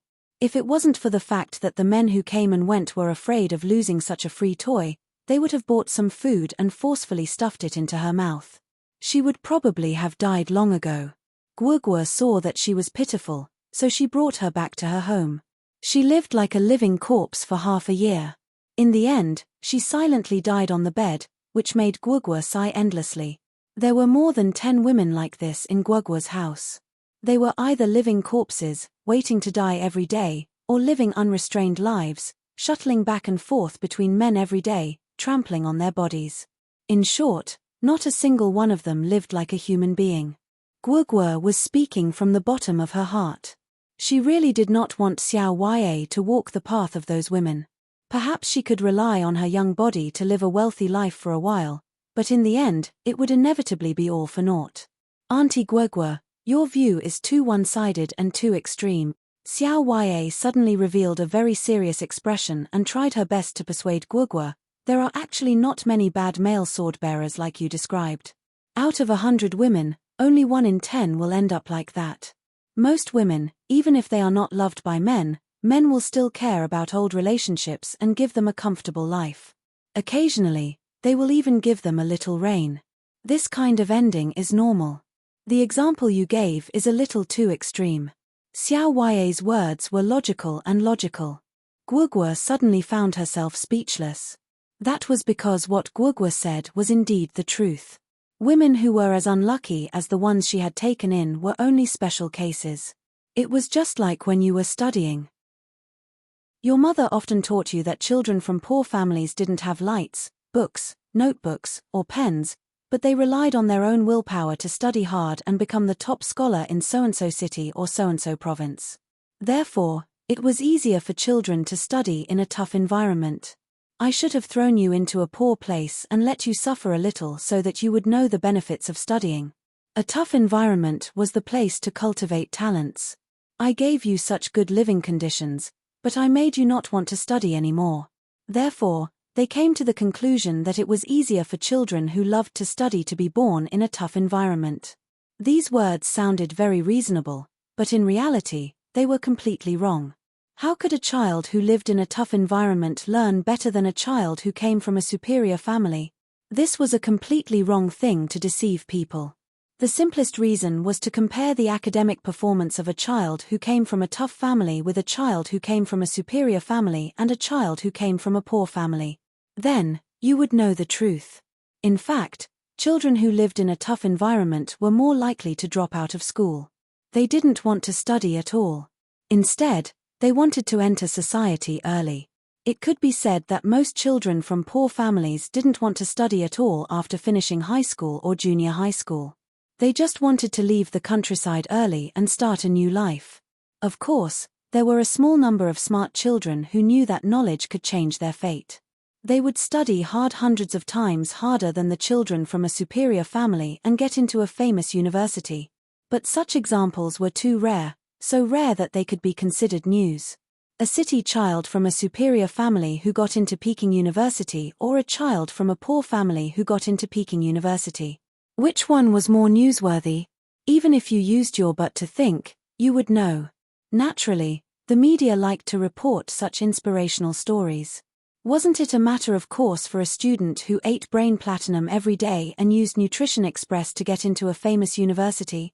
As a result, the media would report all the news about children from poor families who got into a tough family through their own efforts and diligence. When people saw such news, They would naturally think that it was easier to produce talents from poor families. This was all bullsh*t. It was easier to get into a famous university if one came from a superior family. For example, if you saw a news today about an old man who fell to the ground and a child who helped the old man up, but the old man extorted a large sum of medical expenses, you would sigh that all the bad people in this world had become old, and the conscience of the old people had become very bad. But in reality, most of the old people would not do such immoral things. But in this case, there was no newsworthy news at all. Only the news of the old man being extorted after he helped him up could be considered newsworthy. It was estimated that out of 1,000 cases of extortion, 100 of them would be reported by the enthusiastic media. Think about it, in a big country like China, there were only 100 or so such news reports every year. Among the hundreds of millions of old people, there were a few thousand scum. Wasn't this a very normal thing? What was so strange about this? It would be strange if these old people didn't exist. There was also the matter of tourists visiting the Great Wall. You only saw a few thousand people visiting the Great Wall, but you didn't see the tens of millions of people leaving nothing on the Great Wall. It was like a black dot on a piece of white paper. People's attention was always on the black dot, but they didn't see how pure and flawless the whole piece of white paper was. Alright, back to the main topic. While Guogua was stunned by Xiao Yue said something earth-shattering that made Guogua feel inferior. Those women who are hated by men just don't work hard enough. They don't know how to create something that attracts men's desire. Something like tearing open a man's thigh is something that any woman can do, so men will naturally feel disgusted. Xiao Yue wants to develop something that other women don't have. Only then can she capture men's hearts forever. What do you want to develop? Guogua was stunned, and she asked weakly, Auntie Guogua, what do you think about uniform temptation? Xiao Yue said excitedly. Chapter 334. Ji Han exited the game space in a fatigued state, and Heavenly Reliance followed suit. Ever since meeting Yi Qing, Yi Tian had been in a state of silence. She locked herself in her room and was quiet, which was rare. Gu Han was also exhausted. It was already around 5 o'clock in the morning. There were less than 8 hours left before the command challenge that he had agreed with Yao Guang. In these 8 hours, Gu Han could only sleep for 3 hours at most. In the remaining 5 hours, Gu Han still needed to carefully study the details of the entire challenge. Although Gu Han had a rough plan in his mind, there were many details that had to be considered clearly. Otherwise, it was very likely that he would fall short of success. As a result, as soon as Gu Han closed his eyes, a small body crawled to Gu Han's side and burrowed into Gu Han's arms. She mumbled in a daze, Gu Han, you're back? Qingpin almost fell asleep waiting for you. Has this cute little thing been waiting for me to sleep? Gu Han felt touched and hurriedly hugged Qingpin into his arms. As for Yi Qing's warning about Qingpin's crisis to Gu Han, it instantly disappeared from his mind. How could Gu Han bear to give away his beloved Qingpin? He wanted to keep Qingpin by his side forever. With this thought in mind, Gu Han slowly fell into a dream box until he was awakened by an itch on his nose. Brother, you're awake. Gu Han opened his eyes and saw Ji Yun sitting on him. She was holding a piece of white cotton cloth in her hand and rubbing it against Gu Han's nose. No wonder Gu Han felt his nostrils itch so badly. But why, in the center of this white cloth, was there a patch of blood? Seeing this, Ji Han's forehead was filled with black lines. How was this some kind of white cotton cloth? It was clearly something used by women, and it was F*King used and stained with blood. When Maiden was probably the only one in the family who knew how to use such a thing. This Ji Yun, where did she find such a thing? Wen Maiden, take Ji Yun to take a bath. Gu Han said loudly to Wen Maiden, who was in the living room. Wen Maiden hurriedly ran in. When she saw the thing in Ji Yun's hand, her face suddenly turned red. She hurriedly wanted to snatch the thing back and quickly throw it into the trash basket. When Maiden made up her mind, she would immediately empty the trash basket, even if it was only filled with less than 1/10 of the trash. Maiden, bring Ji Yun to take a bath. She's not clean after touching that kind of thing. Guhan suddenly remembered that his nose seemed to have been harassed by that thing for a long time. He immediately got up from the bed, went to the closet to find a new set of clothes, and planned to take a shower in the small bathroom in his bedroom. Right, what time is it now? Guhan asked casually. He found that the sky outside was very bright, and it did not look like it was 7 or 8 o'clock in the morning. It's 11:30 in the morning now, master. Do you need something to eat? When Mayun thought that Guhan was hungry, Guhan's face stiffened, and the movements of his hands became faster. He actually slept until 11:30, and there was less than an hour and a half before the battle with Yaoguang began. He did not need to prepare for the details. He did not even know how much strength Yaoguang's subordinates had. He had to immediately enter the game and understand the most basic combat strength. Guhan ran into the bathtub as if he was flying, and it took him less than 5 minutes to finish his bath. Then, he rushed out of the bathroom, connected his personal terminal, and entered the game. After 23 hours of commanding the battle, the moment Guhan came out of the game, he was so tired that he collapsed. He had only slept for a few hours before commanding the battle. In the end, he had commanded the battle with high intensity for more than 20 hours, and even participated in the frontline battle for 2 hours. His entire body was emptied of sword essence, and only then did he seize the final opportunity to turn the tables and seize the everlasting autumn water sect's formation. Throughout the entire process, Guhan could be said to have given his all, squeezing out every last bit of his blood and sweat. Therefore, the moment his head touched the pillow, Guhan immediately fell asleep. He did not waste even a second. Once Guhan fell asleep, he did not care about anything else. However, the forum was in an uproar. Over 1 million people watched the thrilling battle through the live stream. That was especially so when the Yaoguang sword sect, which had less than 2,000 people left, faced the 9 provinces sword sect's main force that had suddenly appeared. Everyone thought that the Yaoguang sword sect would definitely lose. In their opinion, Guhan had used that miraculous move to trap and kill all 5,000 sword-bearers from the Great Waves of Azure Waves sect in one fell swoop. He was already the strongest person to dig traps in history. He was a godlike commander.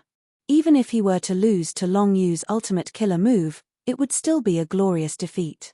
After all, the difference in strength between the Yaoguang sword sect and the Great Waves of Azure Wave sect's reinforcements was 4 times that of the everlasting Autumn Water and Great Wave sect's reinforcements.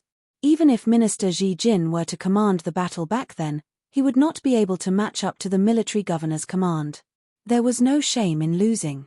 Even if the Yaoguang sword sect would lose some of the sect's resources, it would not matter. Many of the spectators had decided to join the Yaoguang sword sect and help the Yaoguang sword sect tide through this difficult time. Then, under the military governor's command, they would once again challenge the everlasting Autumn Water. That was the battle that men should participate in. However, they never expected that, in the face of such a desperate situation, the military governor would actually lead the remaining 2,000 men to tide through. They would never forget the scene of the military governor leading his 2 sword maidens at the forefront. Even when facing the encirclement of over 100 men, he remained calm and collected. He killed off all of them and used brute force to kill off the 3,000 sword bearers from the 9 provinces sword sect who had been conserving their strength. None of the spectators would ever forget how, at the end of the battle, there were only less than 300 people left in the Yaoguang sword sect. Everlasting Autumn Water had resurrected over 1,000 men and stood in front of the 300 men from the Yaoguang sword sect. However, not a single one of them dared to step forward and fight. They were all suppressed by the military governor's imposing manner and did not dare to step forward. Like courtiers standing on both sides of the throne room, they watched as Guhan walked into the core of the formation and shattered the formation's eye with a single sword strike. This is a super battle that will forever be recorded in the history of Sword Maiden Online, a famous commentator of Sword Maiden Online said. This is a battle that involves both superb strategy and a clash of brute force. His commander, the military governor, told us that this is his era, just like the era of Yaoguang 20 years ago and the era of Oyu Gen 10 years ago. Now, we will usher in the era of the military governor. There was also a player with great prestige in the game who wrote such words. This player was an immortal sword rank swordbearer in the game. In reality, he was also a famous sword rank swordbearer. He was known for his honesty and sharpness in his words. He wrote as such. When the military governor became the first person in the King of Yu Go Jian instance dungeon, I thought he was just a lucky guy.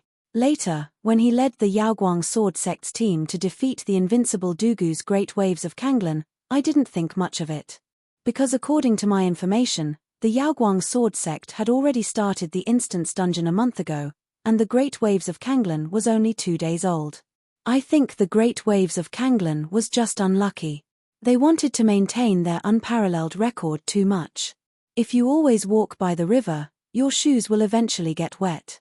Before watching the live broadcast of this challenge, my conclusion about the military governor was that he was a lucky kid with a little bit of smarts and a little background.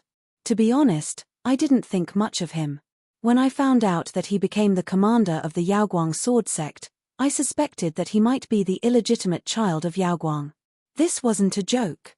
It wasn't an exaggeration to give birth to your own child at the age of 18. But now, I completely understand how good Yaoguang's foresight is. Without the military governor's command, I reckon that the Yaoguang Sword Sect would have been in chaos by now. Let's go back to the military governor. A person with such great intellect is already a very scary thing, but this person has an even stronger combat ability. I thought of a proposition in the history field. They hypothesized that if there was a person with the intellect of Zhuge Liang and the martial arts of Liu Biyu, what kind of person would that be? Now, I think I can find the answer to this question. The military governor is such a person. Finally, I still have to admire one more person, and that is the commander of Eternal Autumn Water, Long Yu. Although he had failed, no one should underestimate this character. His details might not be as good as his master, young Master Ba Yun, but his view of the big picture and cunning had already surpassed his master's. In time, he would definitely become a terrifying character, and he would be able to dominate an era with more than enough time. It's a pity that he was born in the same era as the military governor, which doomed him to a tragic end. There were many similar comments on the internet. All in all, this battle had made the military governor a god in many people's hearts. Before this battle, there might have been two evenly matched parties arguing about whether the military governor could lead this era. After this battle, all of the arguments had already vanished like smoke in thin air. This era was destined to belong to the admiral. Chapter 335. Gu Han slept for a total of 48 hours, which was equivalent to 2 days and 2 nights. When he woke up, he felt that he was full of energy, and the sword essence in his body seemed to be rejoicing. Now is the time to reopen my meridians. Gu Han's eyes lit up, and he went straight to the training room to reopen his meridians. As expected, this time, Gu Han's reopening of his meridians was like divine help.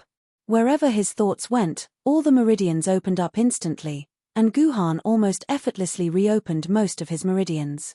When only the meridians needed for the last 2 sword techniques of the 9 swords of mysterious heaven were left, Gu Han suddenly felt an intense dizziness. Oh no, could this be the legendary Qi deviation? Gu Han recalled some historical records from before the Great Calamity.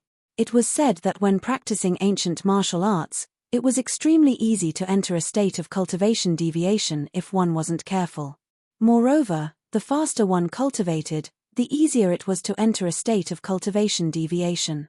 Gu Han hurriedly withdrew all the sword essence into his purple mansion, and then he heard a rumbling sound from his stomach. So it's because I'm hungry. Gu Han's face flushed red. What Qi deviation? It was because his stomach was too hungry that it made him feel dizzy. After leaving the Heroes Begin with Insignificance Instance Dungeon, he had rested for 8 hours and spent more than 20 hours commanding the challenge. He had slept for another 48 hours, and now he had practiced for more than 10 hours. In total, he had slept for more than 90 hours, which meant that he had not eaten for more than 4 days. It was normal for him to feel dizzy from hunger. Wait, it's already been more than 90 hours. It's been more than 4 days. Gu Han was shocked. He suddenly remembered that he had promised Zhe Tianzhendi's soul fragment in the game that he would set off for Changyang Mountain in 5 days to find what Zhe Tianzhendi left for him. Doesn't that mean that there's less than a day left? No, I can't delay any longer. This is important to unravel Je Tianjiandi's secret. I have to go to Chongyang Mountain. Gu Han immediately left the training room and ordered Wen Maiyun loudly.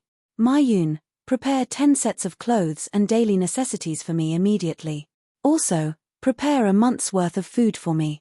It doesn't need to be too complicated, just some rice balls, salted vegetables, and steaks.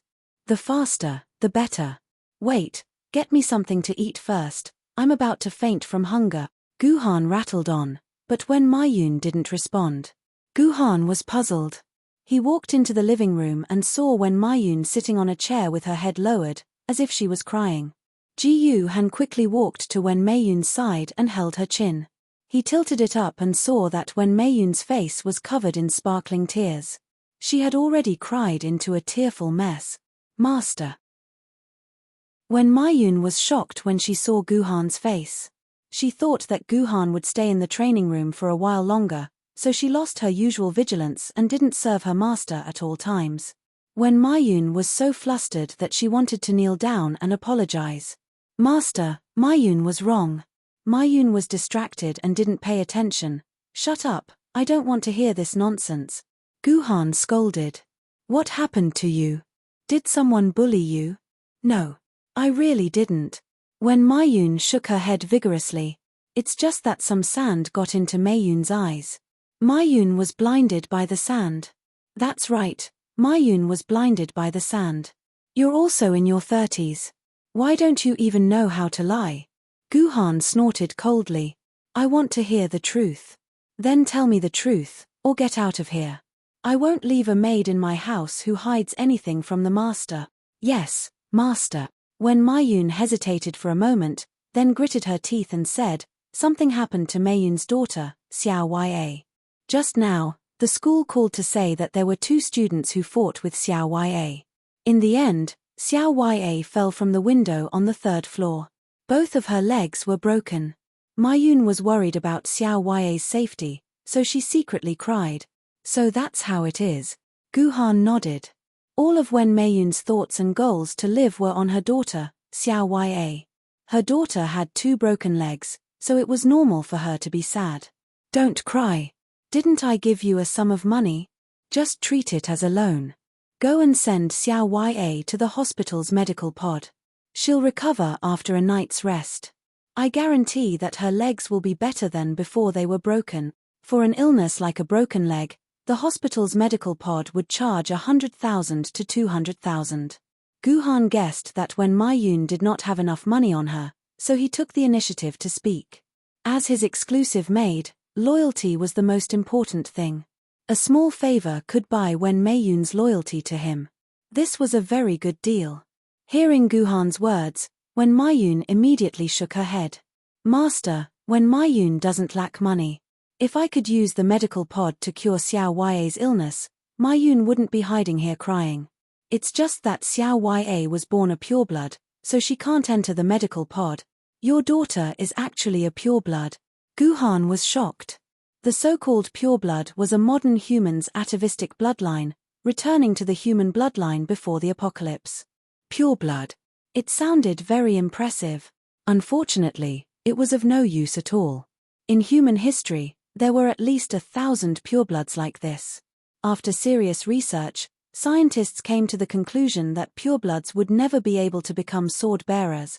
Their genes lacked a genetic sequence known as the sword-wielding gene. Humans without this genetic sequence would never be able to synchronize with the sword lady. It was the same logic as a man being able to change into a woman, but it was impossible for him to get pregnant. After a series of bold hypotheses and deductions, the scientists concluded that at the time of the Great Apocalypse, a mysterious force had added sword-wielding genes into the human genome, allowing talented humans to become sword-wielders and fight against the Yuan Hu. Then, the children of humans with the sword-wielding gene would also inherit the sword-wielding gene. This way, the entire human race would have the sword-wielding gene, but it wasn't absolute. Occasionally, there would be people like Xiao Ya, reverting to their ancestry and becoming human children without the sword-wielding gene. However, this wasn't a big deal. After all, People like Xiao Ya were rare. They could just treat it as raising a panda. Oh, you're asking why this gene is called the sword-wielding gene? The reason was simple. Only with this gene could one become a sword wielder. As the name suggested, it was called the sword-wielding gene. It was simple, easy to remember, and perfect. However, there was another disadvantage without the sword-wielding gene. Some of the advanced technology of humans couldn't be used on them. For example, the medical pod. Its medical principles were directly used on the sword-wielding gene. Without the sword-wielding gene, the medical pod wouldn't have any effect on Xiao Ya. Hence, Xiao Ya could only use traditional medical methods to treat her short legs. At this moment, both of Xiao Ya's legs were probably wrapped in plaster casts, with wooden planks and bandages wrapped around them. Then, she was hung up.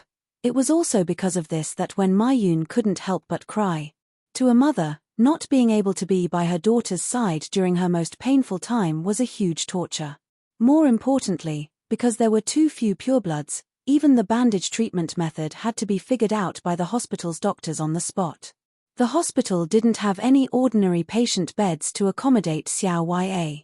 In addition, Xiao Ya's fracture didn't require any special care. She only needed to rest and change her dressing. Hence, the doctors sent Xiao Ya home to recuperate. However, when Maiyun knew very well how terrible the living conditions at Guoguo's place were. In such an environment, once the bacteria invaded Xiao Ya's body, wouldn't it be like adding another illness before she had recovered? Hence, when Maiyun felt sad and anxious. She wanted to fly to her daughter's side immediately, but she couldn't let go of Guhan's matter. Go and take care of your daughter. Guhan could see the conflict in Wen Meiyun's heart. He decisively said to Wen Meiyun, I'm going to go on a long journey soon. You can go and take care of your daughter. Thank you, Master. But Master, what about Miss Jiu Yun? She's so young, and you can't keep her by your side. Miss Jiu Yun is so lively, if you don't have Maiyun to look after her, I'm afraid. When Maiyun said it very tactfully. What she meant was that Jiu Yun was too jumpy, running into the fish tank every day to catch fish to eat. Maybe there was something wrong with her and she would jump out of the window to catch fish to eat. In short, Jiu Yun needed someone to look after her. This. Guhan pondered for a moment. When Meiyun's words made sense. Jiu Yun really needed someone to take care of her. If he wasn't in such a rush, Guhan could go to the maid service center to get his second exclusive maid. However, Guhan was in a hurry to go to Chongyang Mountain. He didn't have time to go to the maid service center to pick a maid. Even if he picked one, he wouldn't be able to trust the new maid's character without spending a lot of time with her. What if something happened to her taking care of Jiu Yun alone? It seemed that when Maiyun really couldn't leave Guhan's house for a while. How about this? Why don't you bring your daughter in? Guhan hesitated. He had seen Xiao Ya before. She was a quiet and shy girl who would protect her mother. Such a girl wouldn't do anything to his family, right? Guhan didn't know that after a short period of training, this girl's character had completely changed into a scheming bitch and a red tea bitch. What? You're asking why she's not a green tea bitch? What a joke.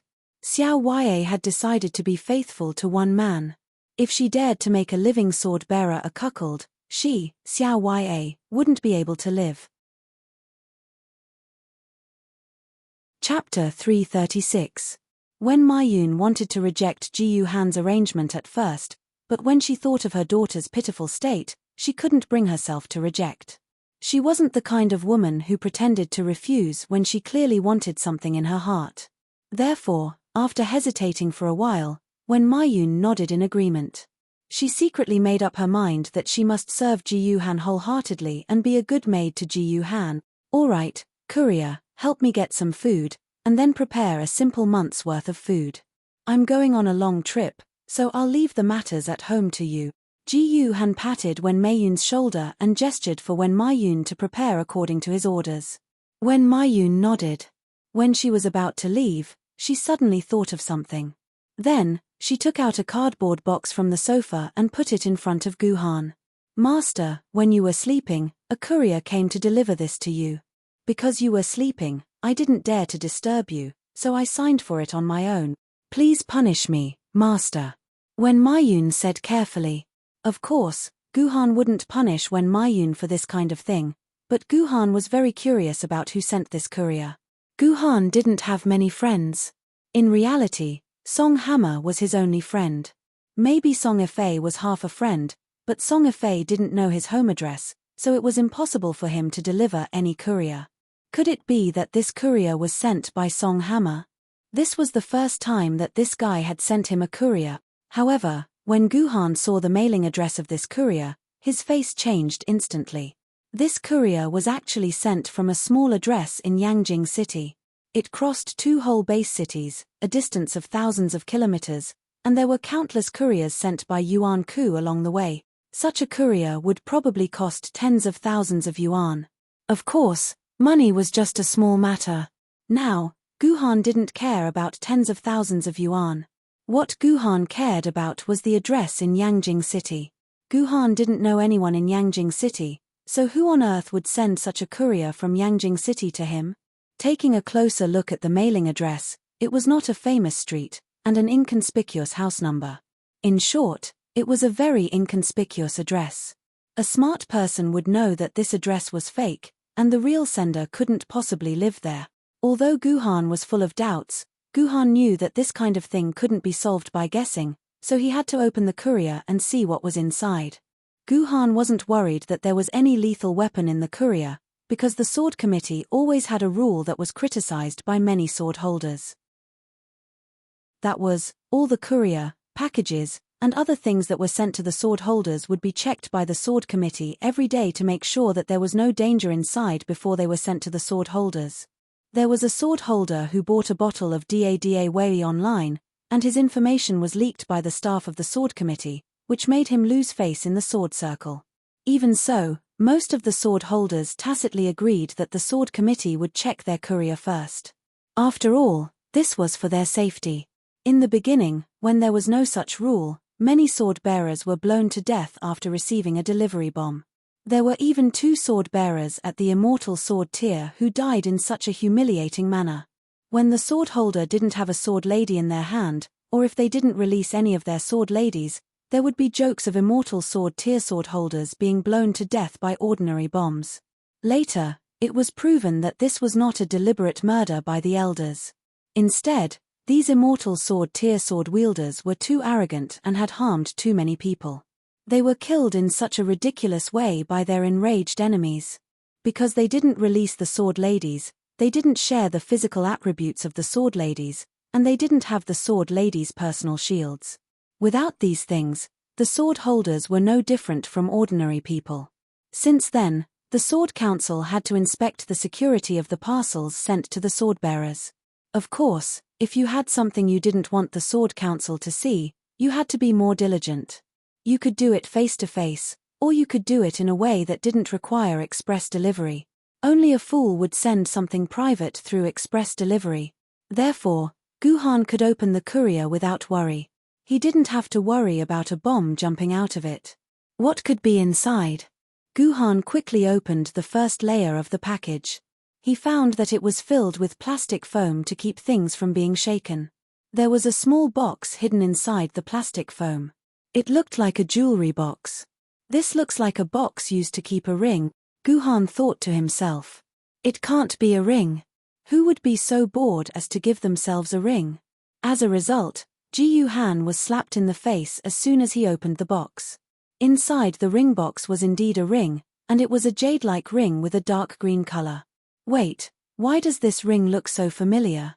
Guhan held the ring in his hand and looked inside and outside with a solemn expression. He finally confirmed one thing. This ring was exactly the same as the ring that Yi Qing's soul fragment had transformed into in the game, or rather, it was that ring. Even with Guhan's temperament, he wanted to throw it away when he saw it. He couldn't calm down at all. Isn't this something in the game? How could it appear in the real world? Suddenly, Guhan remembered Yi Qing's words when they parted. Husband, Qing is about to disappear. After Qing disappears, I hope that you will give me the item that Qing left behind in the future. I don't want to miss even the slightest memory with you. When Guhan heard this sentence, he didn't care much. Who would care about a line from an NPC in a dungeon? So, at that time, Guhan didn't think too much about it. But now that he thought about it, Guhan shuddered. Yi Qing said that after she disappears, he could give the item that she left behind, which was this ring, to the real Zhejendi in the other world. Naturally, the item in the game could not be given to the real Zhejendi. To give it to the real Zhejendi, it had to be something that actually existed in the real world. In other words, Yi Qing had long known about the ring on Ji Yuhan's hand. In reality, it would be delivered to Ji Yuhan's hand by express delivery. All of this was arranged by Yi Qing. Could it be that she had planned all of this 700 years ago? This shouldn't be something that Zhejendi left behind. Someone must have been secretly carrying out all of this. That person must have been monitoring him in the dark. Once he completed the hero's rise from insignificance dungeon, he would immediately send the ring to him. But after thinking about it carefully, something didn't seem right. According to what Yi Qing's soul fragment said, this was a crystallization of her memories with Guhan. Logically speaking, such a crystallization could not have existed before Guhan completed the hero's rise from insignificance dungeon. It must have been created in the real world after the dungeon was completed. If that was the case, then the ring in the game must have been transformed into a ring that existed in the real world through some special means. After Zhejendi's subordinates obtained the ring, they immediately sent it to him. This was the most logical explanation. Guhan kept thinking about the possibilities of this ring. There were many ideas, but there were a few things that he was certain of. The heaven-shrouding Sword Emperor must have left behind a hidden force in this world, and this force was very likely to be monitoring him. For a moment, Guhan felt like there were countless pairs of eyes around him.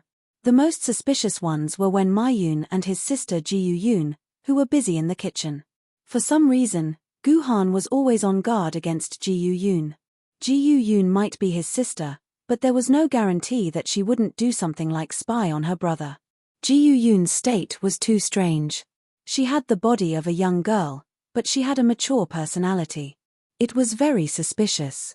Aside from Ji Yun and Wen Maiyun, Song Hammer was also very suspicious. His childhood neighbor, his current neighbor, and Guhan suddenly stopped his suspicions. If he continued to suspect, the whole world might be watching him. Now was not the time to think about these things. The most important thing now was to send the courier to Changyang Mountain. Zhejendi had left something for him there. Maybe he could find the force that Zhejendi had left behind in this world. No matter what their goal was, as long as they made a move, he would be able to find clues. As Guhan was thinking about this, when Mayun had already cooked a big bowl of noodles. There was even a large piece of pork on top. Because Guhan wanted to be fast, the noodles were very hot.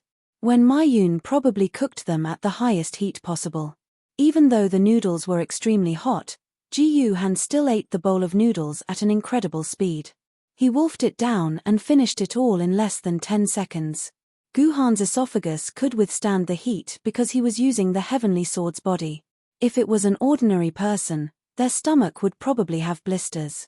Qingpin, Yi Tian, get ready. We're going on a long journey. After Guhan finished the noodles, he urged Qingpin and Yi Tian to get ready. In the end, when Mayun, who was sweating profusely, jumped out and said that Qingpin and Ji Yun had left early in the morning under Yi Tian's lead. She couldn't stop the three of them at all. Hearing this, Guhan started to have a headache. However, Guhan's headache didn't last for long. A message interrupted his pain. You have a message from your friend, Master, Cloud Sky Sword Immortal, Liu Lei. Master is looking for me. Guhan was stunned. Why was Liu Lei looking for him at this time? Chapter 337. On the other end of the communication line, Liu Lei's voice was very urgent. It was almost as if he was ordering Guhan to go to his office immediately. In order to be in a hurry, Liu Lei gave Guhan special permission to use the quantum teleportation array in the sword garret to reach the sword garret directly. I don't know if everyone still remembers, but there is a quantum teleportation room in Guhan's house.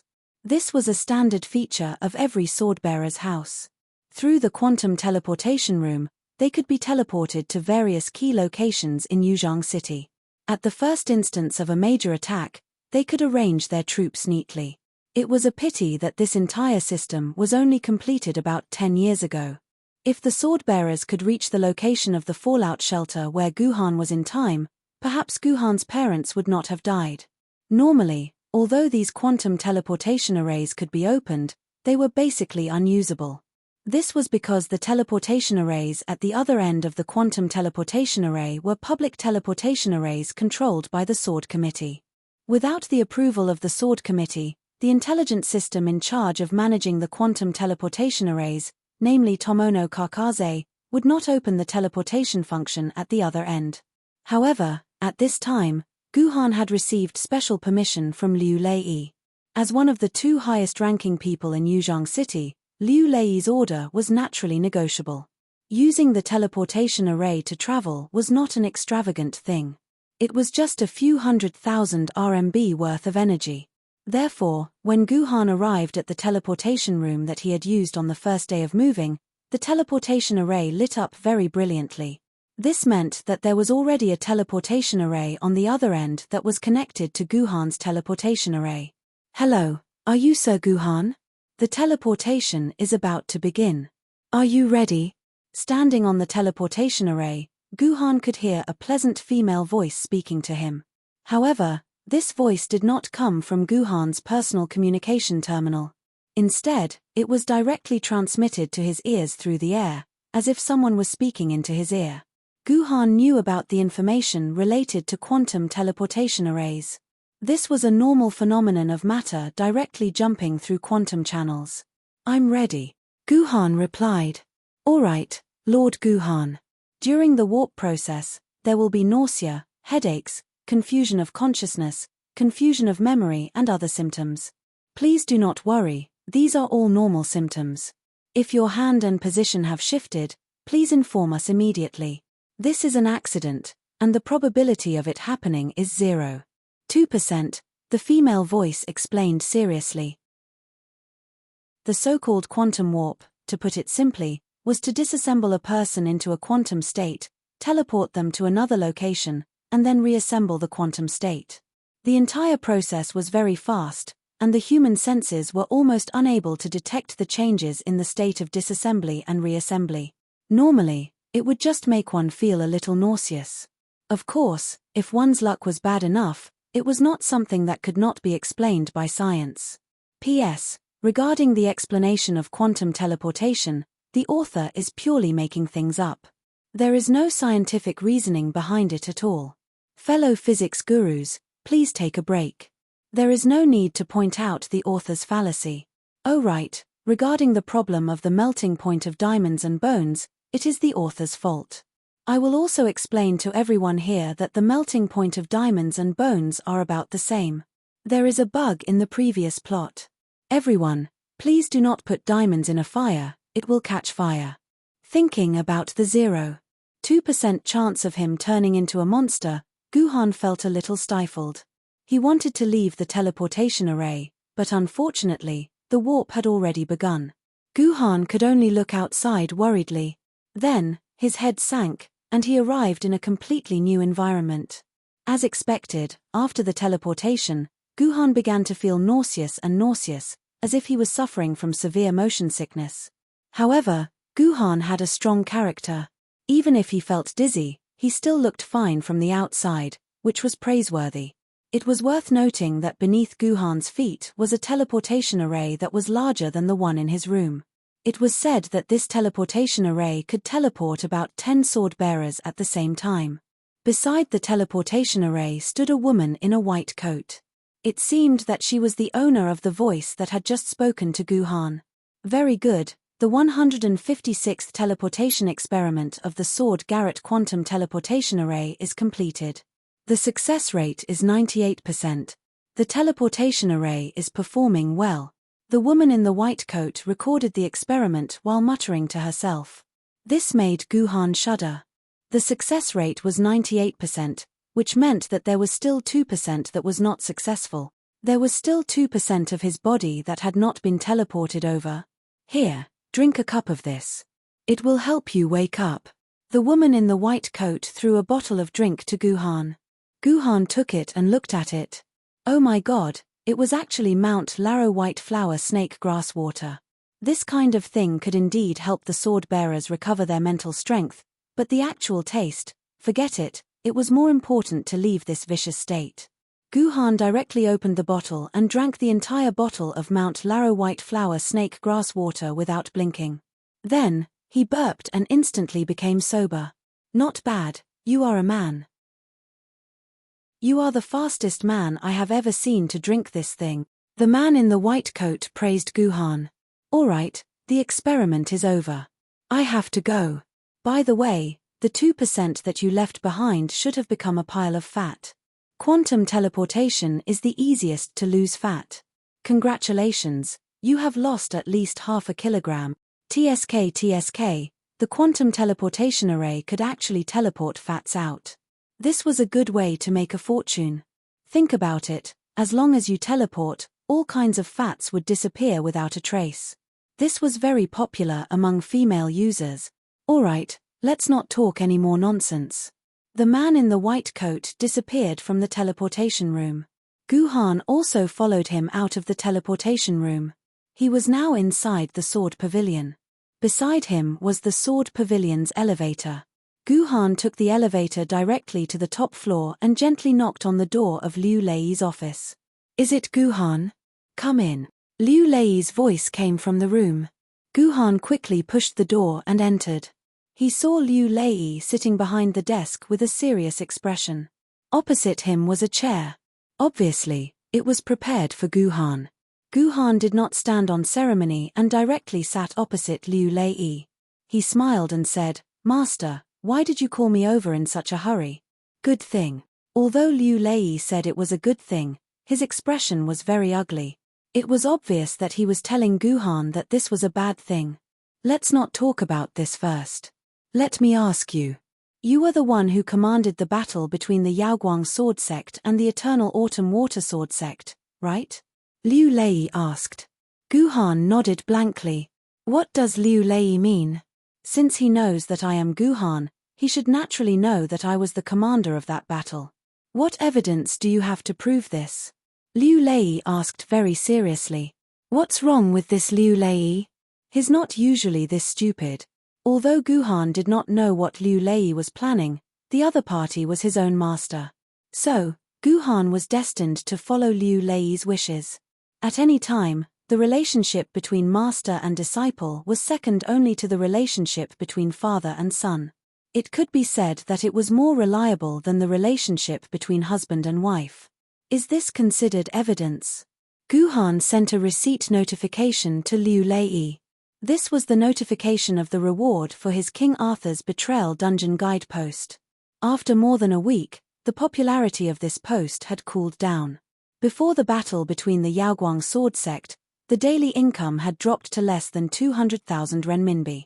It was estimated that in another month, it would drop to less than 10,000 renminbi. However, after the battle with the Yaoguang sword sect, the situation was completely reversed. In just 48 hours of sleep, Guhan had received more than 60 million renminbi in rewards. You guys have to take note that these are rewards, not subscriptions. After all, one subscription is 5 renminbi, and after a subscription, you can't subscribe anymore. So, these rewards that were coming in were all rewards for Guhan.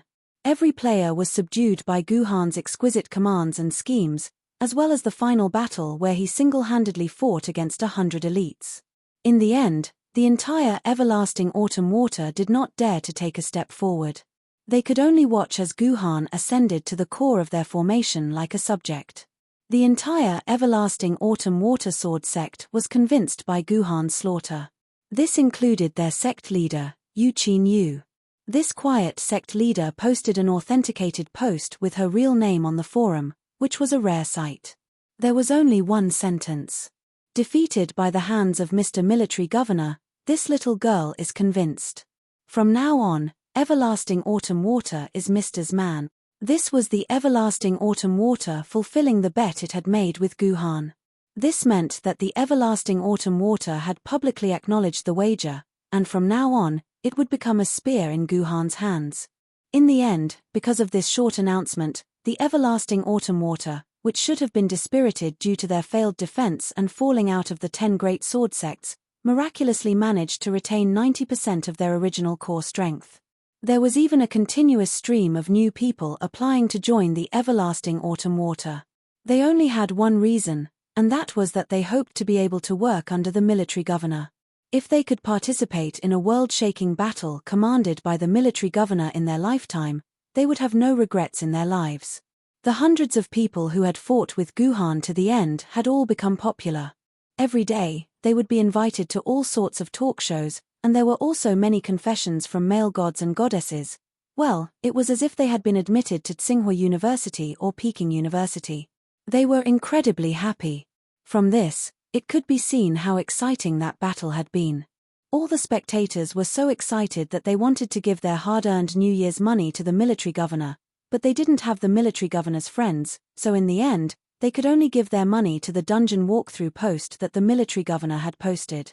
Yao Guang was also very tactful, and unilaterally cancelled the agreement to split the profits from the walkthrough post. In other words, the Yao Guang sword sect had voluntarily given up 50% of the income from the walkthrough post. After all, they had given their money to the military governor. If the Yao Guang sword sect wanted to take a share of this money, it would be a little too shameless. They had already obtained a spot in the 10 great sword sects, and that was enough. Yao Guang had taken another big step towards his goal. Just now, the message that Guhan had sent to Liu Lei was one of the reward notifications from the system. At first, Guhan thought that Liu Lei would just read it silently. He never expected that Liu Lei would actually project the message on the wall, and then read it word by word. Dear Swordsman Guhan, someone in the game has read the charging post King Arthur's Betrayal Dungeon walkthrough posted by Military Governor 12580 in the forum. The person is very excited and has given you 50,000 renminbi. After deducting 20% of the personal income tax, 40,000 renminbi has been automatically transferred to your personal account. Moreover, Liu Lei was not satisfied after reading it once. When he was about to read it a second time, Guhan finally couldn't take it anymore. Master, who exactly are you acting for? Of course it's for an old B***starred. Liu Lei sneered. Then, a hole appeared in the void, and a spirited old man walked out. This person was none other than Yuzhang City's other immortal-level swordsman, sword sage Zhu Wudao.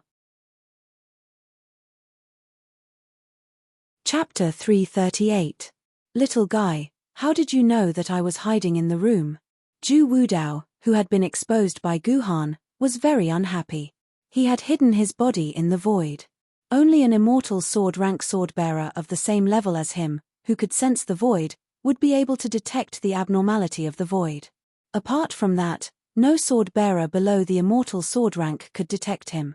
Now that he had been seen through by a junior at the treasure sword rank, Zhu Wudao felt particularly embarrassed.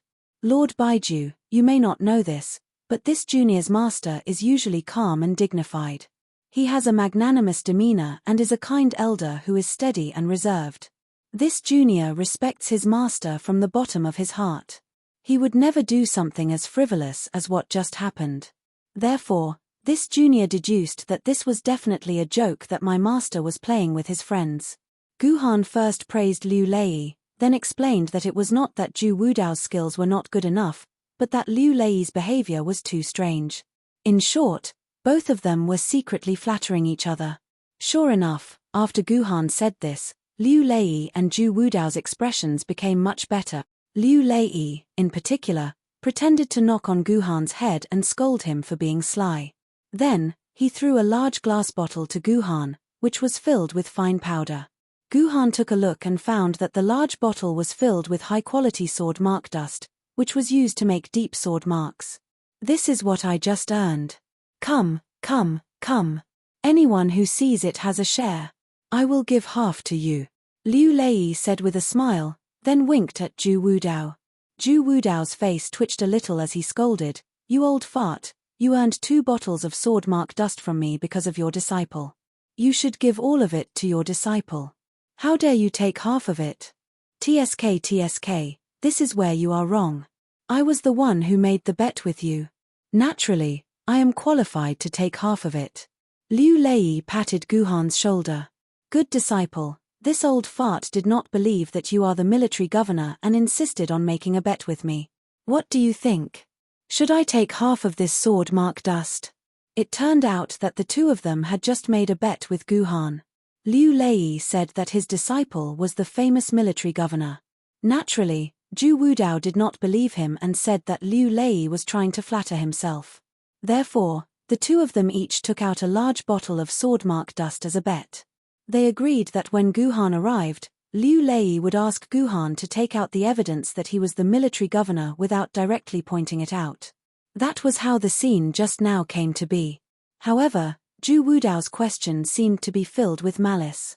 Regardless of whether Guhan answered yes or no, it was a slightly incongruous answer. As the old saying goes, a disciple has half a son. The disciple is the master's son, and the master is the disciple's father. Father and son are one, so why should they be separated? Everything should be decided by the father. Guhan's answer was very witty, especially when he compared himself and Liu Lei as father and son. This made Liu Lei's face turn into a chrysanthemum flower. Anyway, Liu Lei's strength and age were obvious. Not to mention being Guhan's father, he would not be at a disadvantage even if he were to be Guhan's grandfather. Good disciple, good son, I'll give you a big bag of sword scar crystals later. I guarantee that you'll be able to improve your ancient sword and the sword goddess to level 8. Ha ha ha ha. As expected, Liu Lei promised Ji Han a lot of benefits when he was in a good mood. Well, old thing, let's get down to business. Zhu Wudao was sitting on the sofa. He was the chairman of the sword committee of Yuzhang City and the rightful number 1 person in Yuzhang City. He had a high status and lived like a prince. Over time, he naturally developed a majestic aura of a superior. Guhan felt that he was suppressed just by looking at him. In contrast, Liu Lei was more like a ruffian. Although there were times when his aura was monstrous, most of the time, he looked like an old urchin. It's time to get down to business. Liu Lei nodded. You've seen my disciple's commanding battle a few days ago. You've also seen his strength. Although that was in the game, in real life, it wouldn't be much weaker than in the game. My disciple is also an outstanding sword master. With such strength, do you have any objections to sending my disciple for this operation? Okay. Since your disciple is the military governor, I really have no objections. Zhu Wudao nodded. However, if your disciple is alone, I'm afraid he won't be able to handle it. Therefore, I will send someone to go with your disciple. The two of them can take care of each other along the way. You also want to send someone? Who are you going to send? From his tone, it seemed that Liu Lei did not object to Zhu Wudao sending someone. He was curious about who Zhu Wudao would send. Wait, what happened? Where did they want to send Guhan? Ji Han was someone who was about to go to Chongyang Mountain, and he only had less than 10 hours left. Master, you may not know, but I have an appointment with my friend. I will go out of the city today to complete the task of killing Yuan Ku. My friend is already waiting for me at my place. I'm afraid I can't. Before Ji Han could finish, Liu Lei interrupted him. All right, what you said is just a small matter. Later on, Master will send you to do something big. What task? As long as you complete this task, you will receive benefits that you will never be able to enjoy in your entire life. Hurry up and contact your friend. Tell him not to wait for you. Go and play by yourself. Tell him that I forced you to do this. Hurry up. Liu Lei's words were very domineering, so Guhan did not know how to deal with it. Of course, he did not have any friend to refuse, but this was what Yi Qing had repeatedly told him. Moreover, he had promised Yi Qing that he would definitely go to Chongyang Mountain.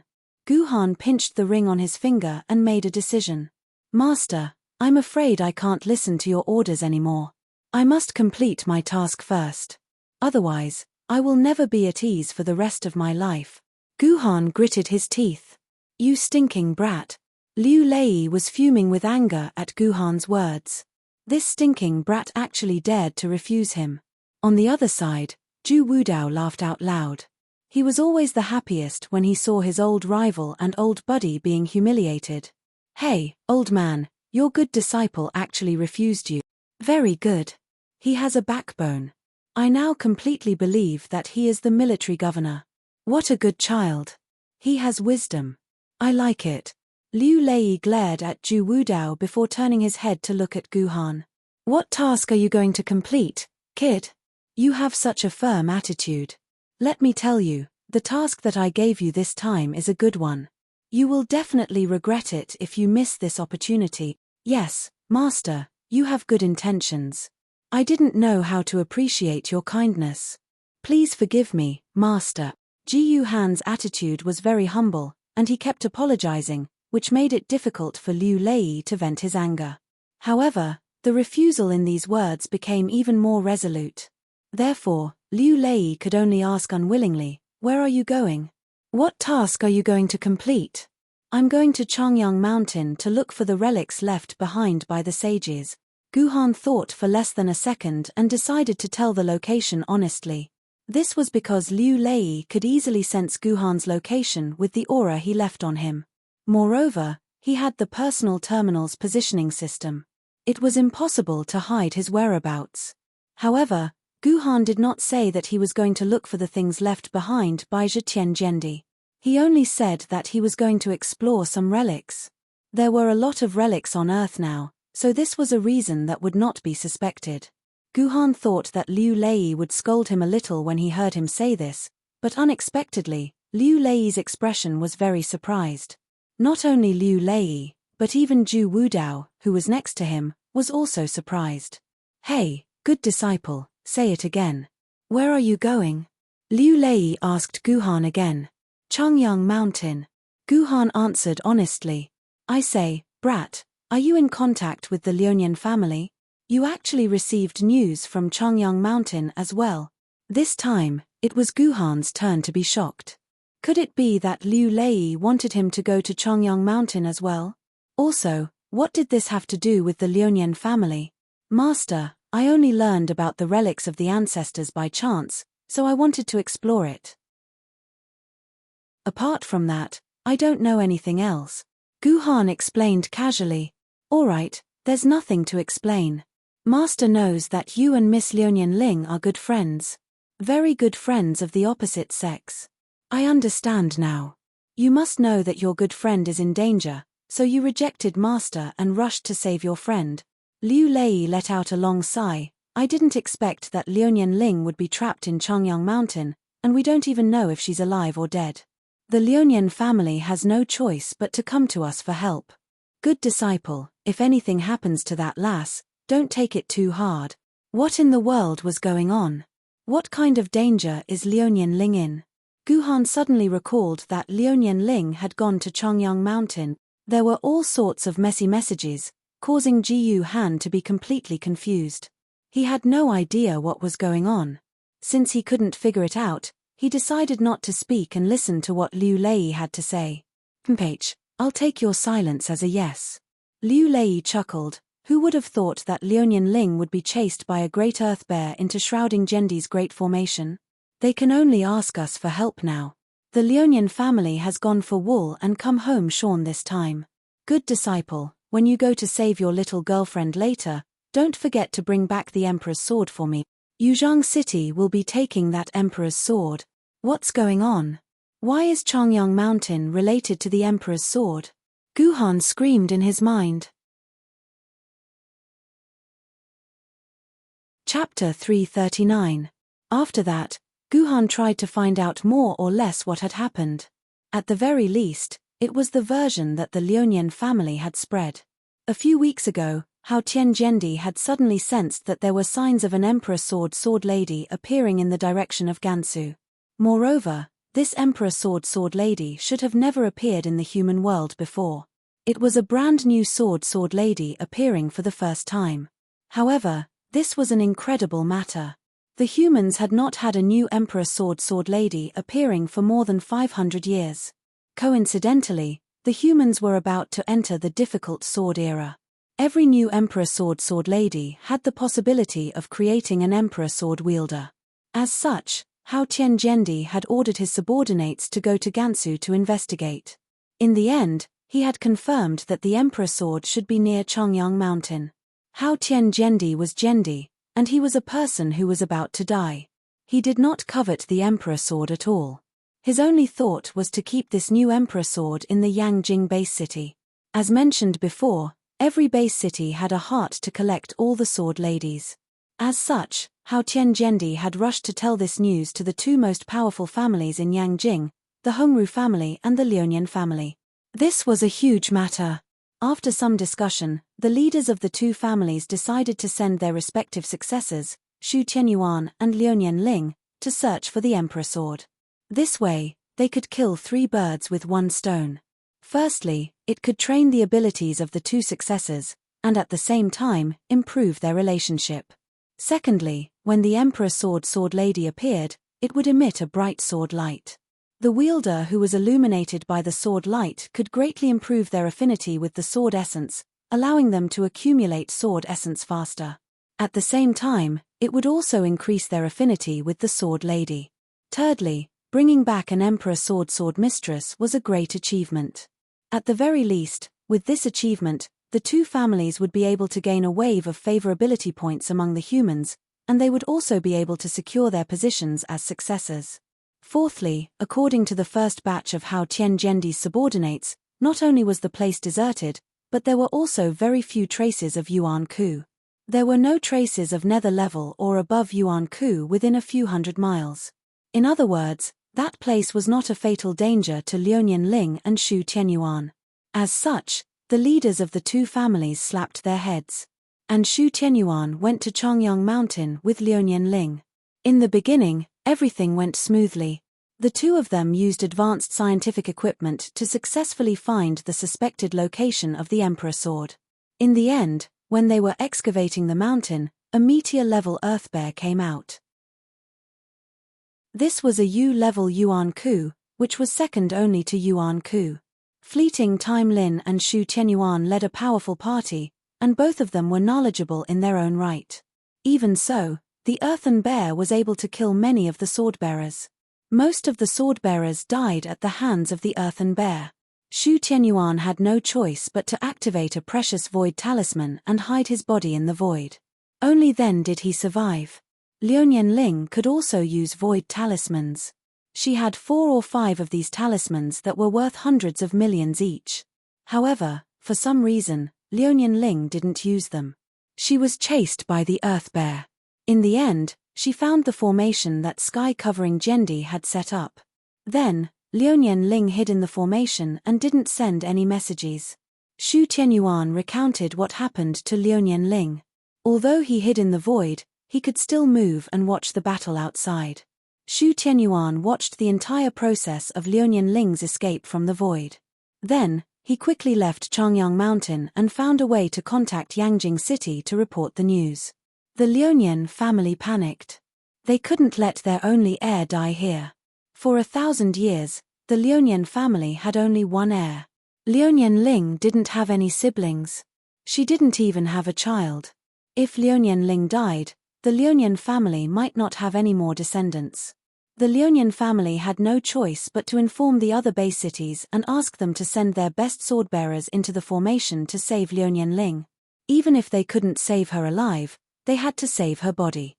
As for why they wanted the best swordbearers and not the advanced swordbearers of their families, it was because Shu Tianyuan found an LED display near the formation. Shu Tianyuan tried to connect the LED with electricity. Then, he saw a message left by sky-covering Zhendi. It was a simple message. This is a trial ground for the younger generation. All swordbearers above swordbearers will have their sword marks broken if they enter.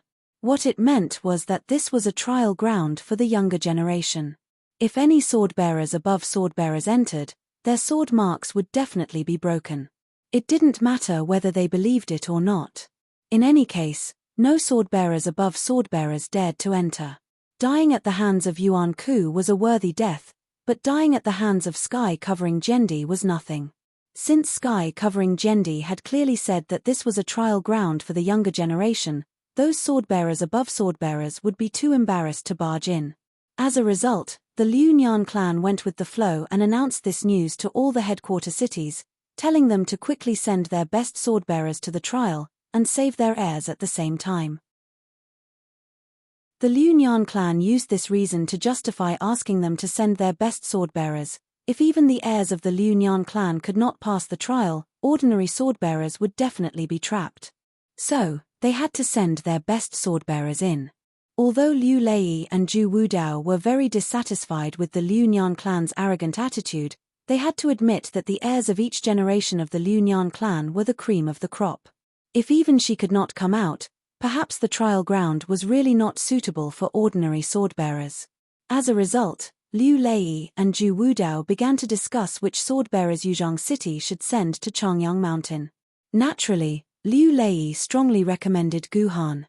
He said that Gu Han's strength was definitely second in Yuzhang City, and he was not far from first.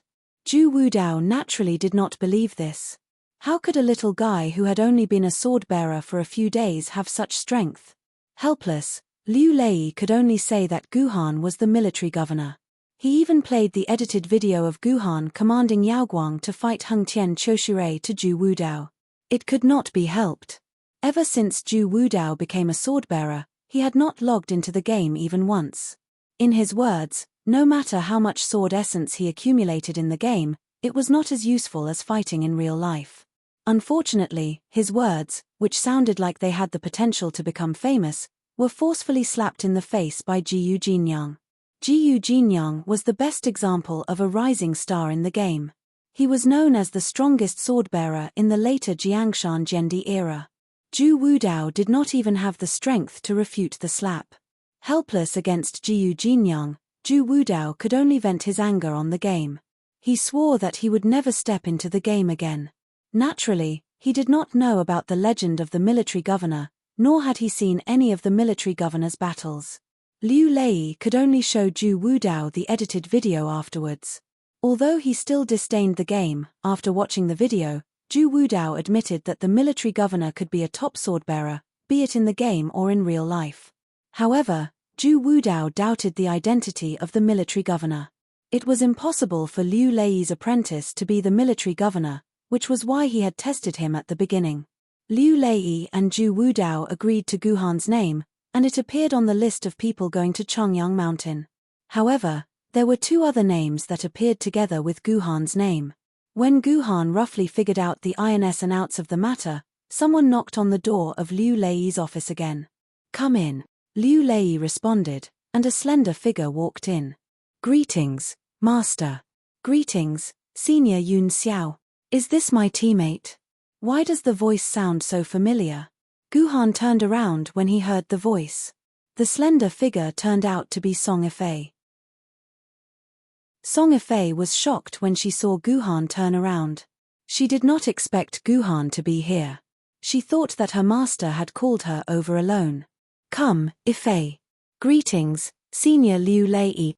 Zhu Wudao gestured for Song Ifei to bow to Liu Lei. It turned out that the apprentice Zhu Wudao was talking about was Song Ifei.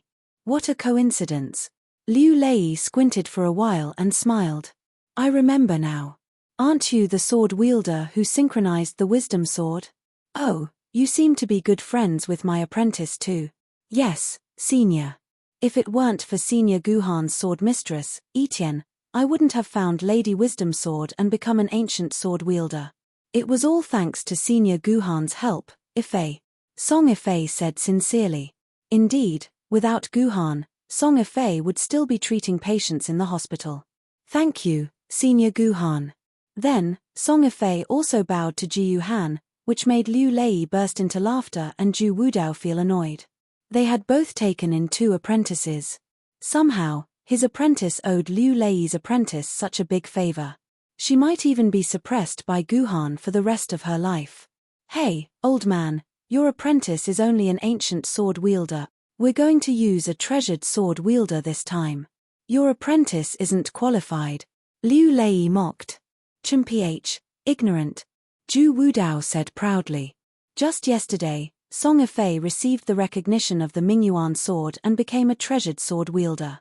My apprentice's cultivation speed is faster than yours by a month. What? It's the Mingyuan sword. Liu Lei and Guhan's expressions froze at the same time. Wasn't the Mingyuan sword the sword mistress of the Mingyuan Jendi who abandoned her identity as a sword wielder to become Yuan Ku? It was obvious that the Mingyuan Jendi's title came from the Mingyuan sword. Chapter 340.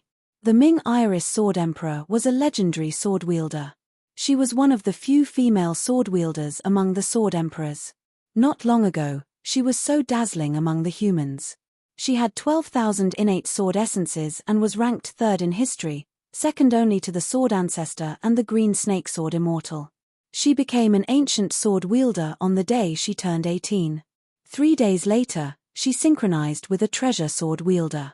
1 week later, she obtained a famous sword. At 19, she obtained a spirit sword, and at 28, she obtained a celestial sword. Before she reached 40, she became the highest human Jendi. She was also ranked third in human history when she became an emperor sword wielder.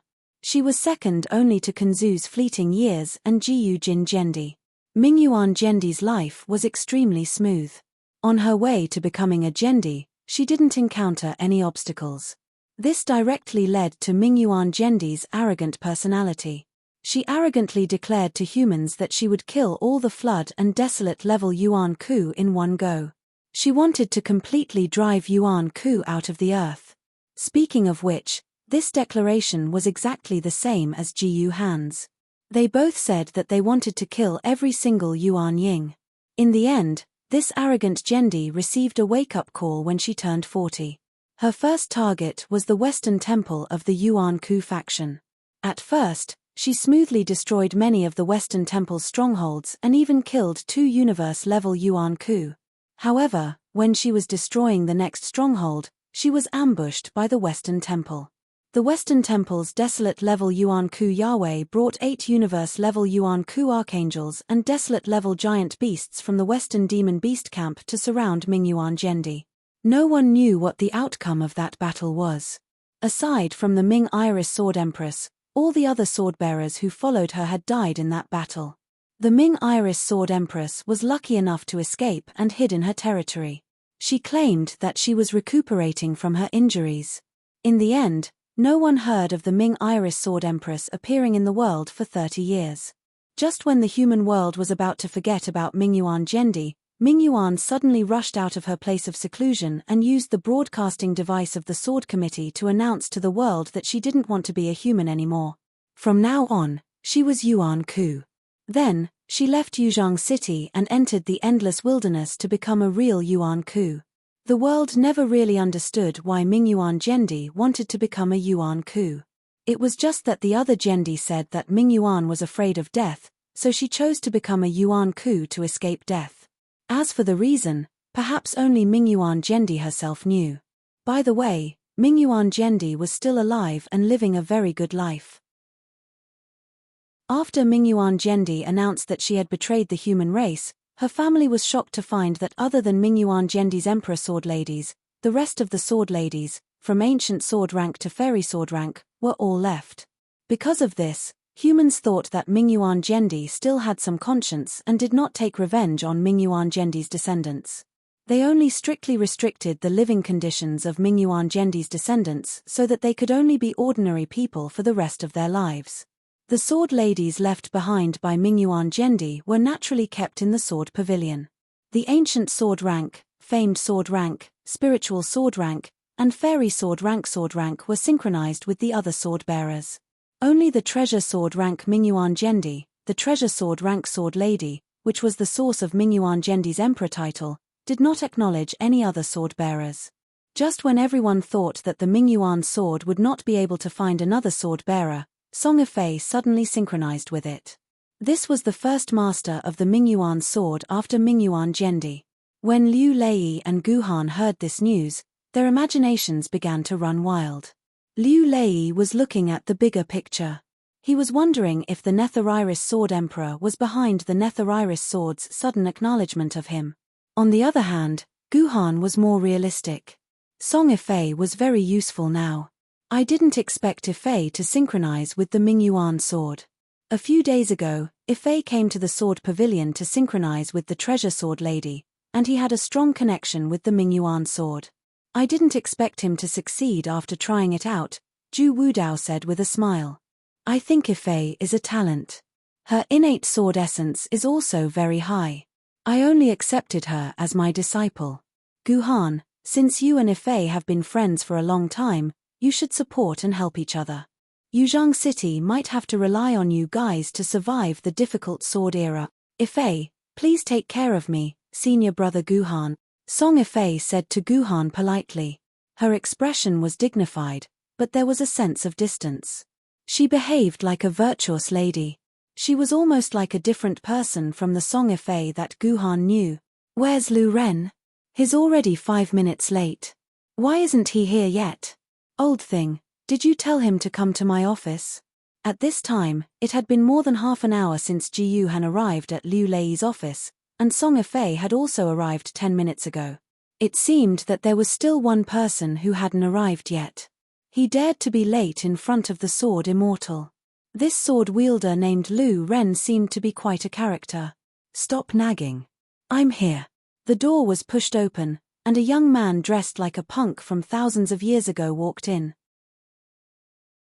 His hair was like the halo of a sun in a child's pen, and there were black smoke rings around his eyes.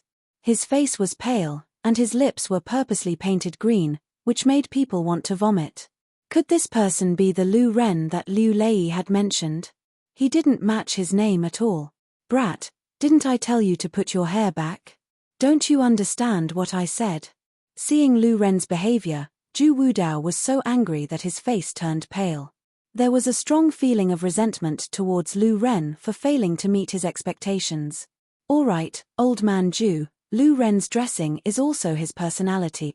Didn't I hear that the main idea of quality education before the Great Calamity was not to stifle children's individuality?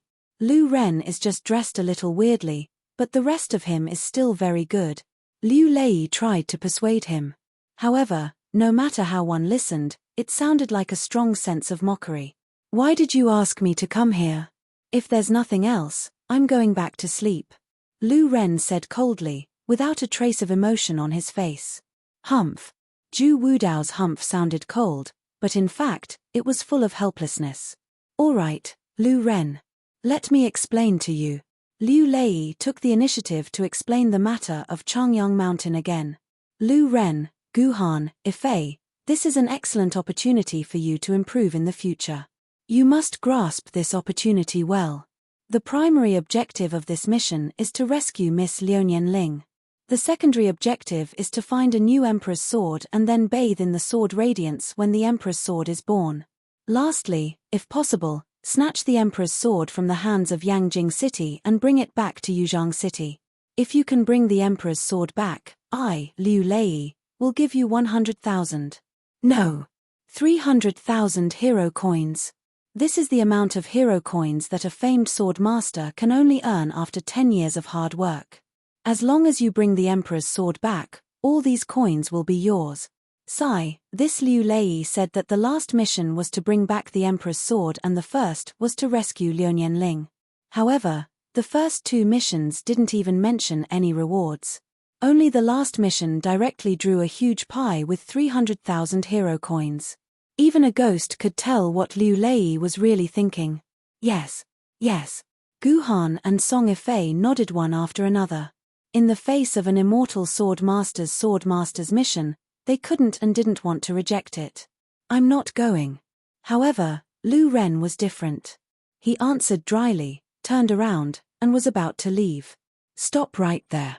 Zhu Wudao roared, and the entire office shook. It also successfully made Lu Ren stop in his tracks. Is there anything else? Lu Ren said coldly. Ku Rokin, let me tell you. This is a mission from the Yuzhang City Sword Committee. If you dare to reject it, I will directly cut off your sword mark. Everything you have is given by me, and I can also take it back for you. This guy's full name was actually Ku Rokin. Combined with the way he spoke to Ju Wudao and Ju Wudao's helplessness toward him, it was obvious that this Ku Rokin should be Ju Wudao's son.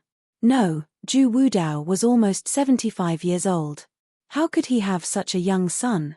Ku Rokin should be his grandson.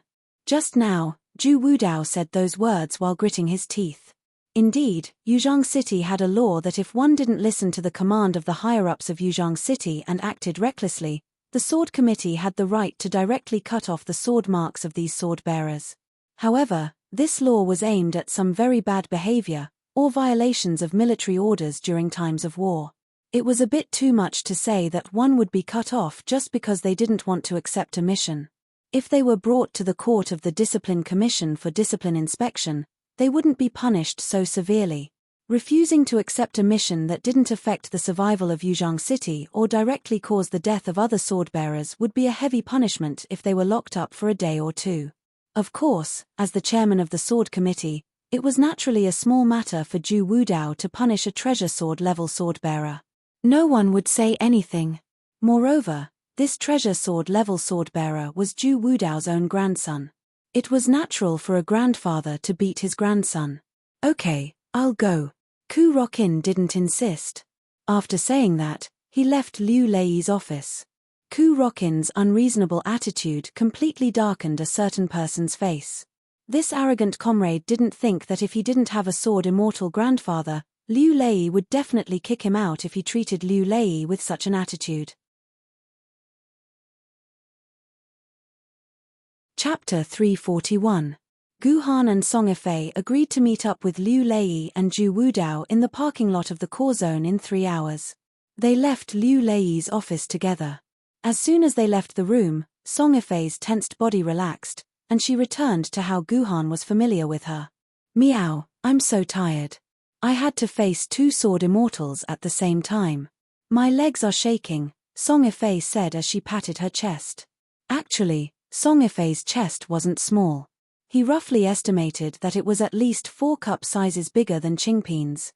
Oh, I forgot to mention that Qingpin's cup size might be in the negative. Guhan subconsciously looked at Song Yifei's legs. Unfortunately, Song Yifei's legs were tightly covered by a green dress, so Guhan couldn't see if Song Yifei's legs were shaking or not. Guhan, I didn't expect you to be Sword Immortal Cloudsky's disciple. Why didn't you tell me before? Song Yifei glared at Guhan angrily. You didn't tell me that you're Sword Immortal Baiju's disciple either, did you? Guhan retorted as he rolled his eyes at Song Yifei. You heard from my master that I only became his disciple the day before yesterday. Where have you been for the past 2 days? I haven't seen you at all. Song Yifei argued. Guhan couldn't be bothered to answer her. They weren't so close to each other that she needed to call him every day to report his whereabouts. Wasn't it normal for him to not see her for 2 days? By the way, why did you touch the Netherworld Iris sword? You're quite bold, to actually be willing to waste an opportunity of synchronization. Guhan was a little surprised. Due to the fact that no one had ever successfully synchronized the demonic iris sword for so many years, and the fact that the demonic iris sword wasn't ranked high among the treasured swords, only around the 100th rank, it was automatically ignored by the majority of sword wielders. No one would waste a precious opportunity on a sword maiden that was destined to fail. Only sword wielders who had been stuck at the treasured sword rank for most of their lives and had tested all of the sword maidens at least once would go for the demonic iris sword. There were very few sword wielders like Song Yifei who went for the demonic iris sword on their first try. Didn't I tell you? That's because I have a strong affinity with the infernal iris sword, replied Song Yifei dryly. You don't have any confidence in your answer. Guhan turned his head and stared into Song Yifei's eyes. As a friend, I have to tell you that if it's really because of the affinity between you and the demonic iris sword, then it's very likely that you're in the middle of a huge scheme. It's too strange for you to be able to synchronize with the demonic iris sword. I highly suspect that there's something fishy going on here. Before the demonic iris sword met the demonic iris sword, it was a sword maiden that was easy to synchronize with.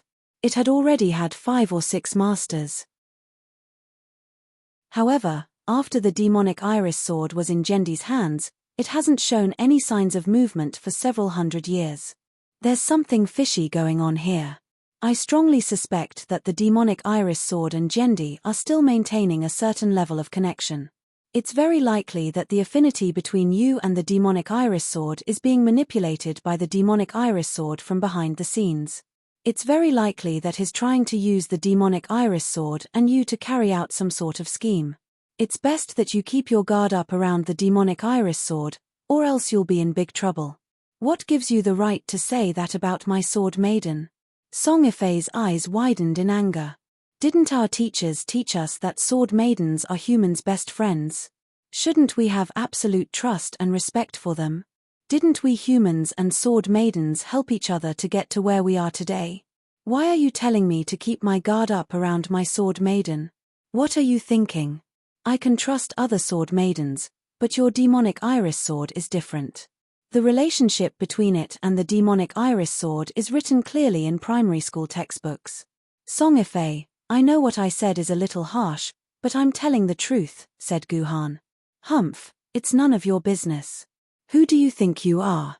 Song Ifei spat. This isn't just about you. If the Nether Iris Sword is really a foreshadowing left behind by the Nether Iris Sword Emperor in the human world, you won't be the only one affected once the Nether Iris Sword is activated. Song Ifei, this might affect the safety of the entire human world, said Ji Lung coldly. You're exaggerating. Song Ifei mumbled. Guhan knew that he had failed to persuade her. Fine, he would just let her be. If it was really Jendi's plan, it wasn't something he could resolve with just a few words. He could only hope that it was just his delusion. After the unpleasant conversation, Guhan and Song Ifei walked in silence for a while. Guhan walked in front without saying a word, while Song Ifei regretted her actions. She knew that what Guhan said was reasonable.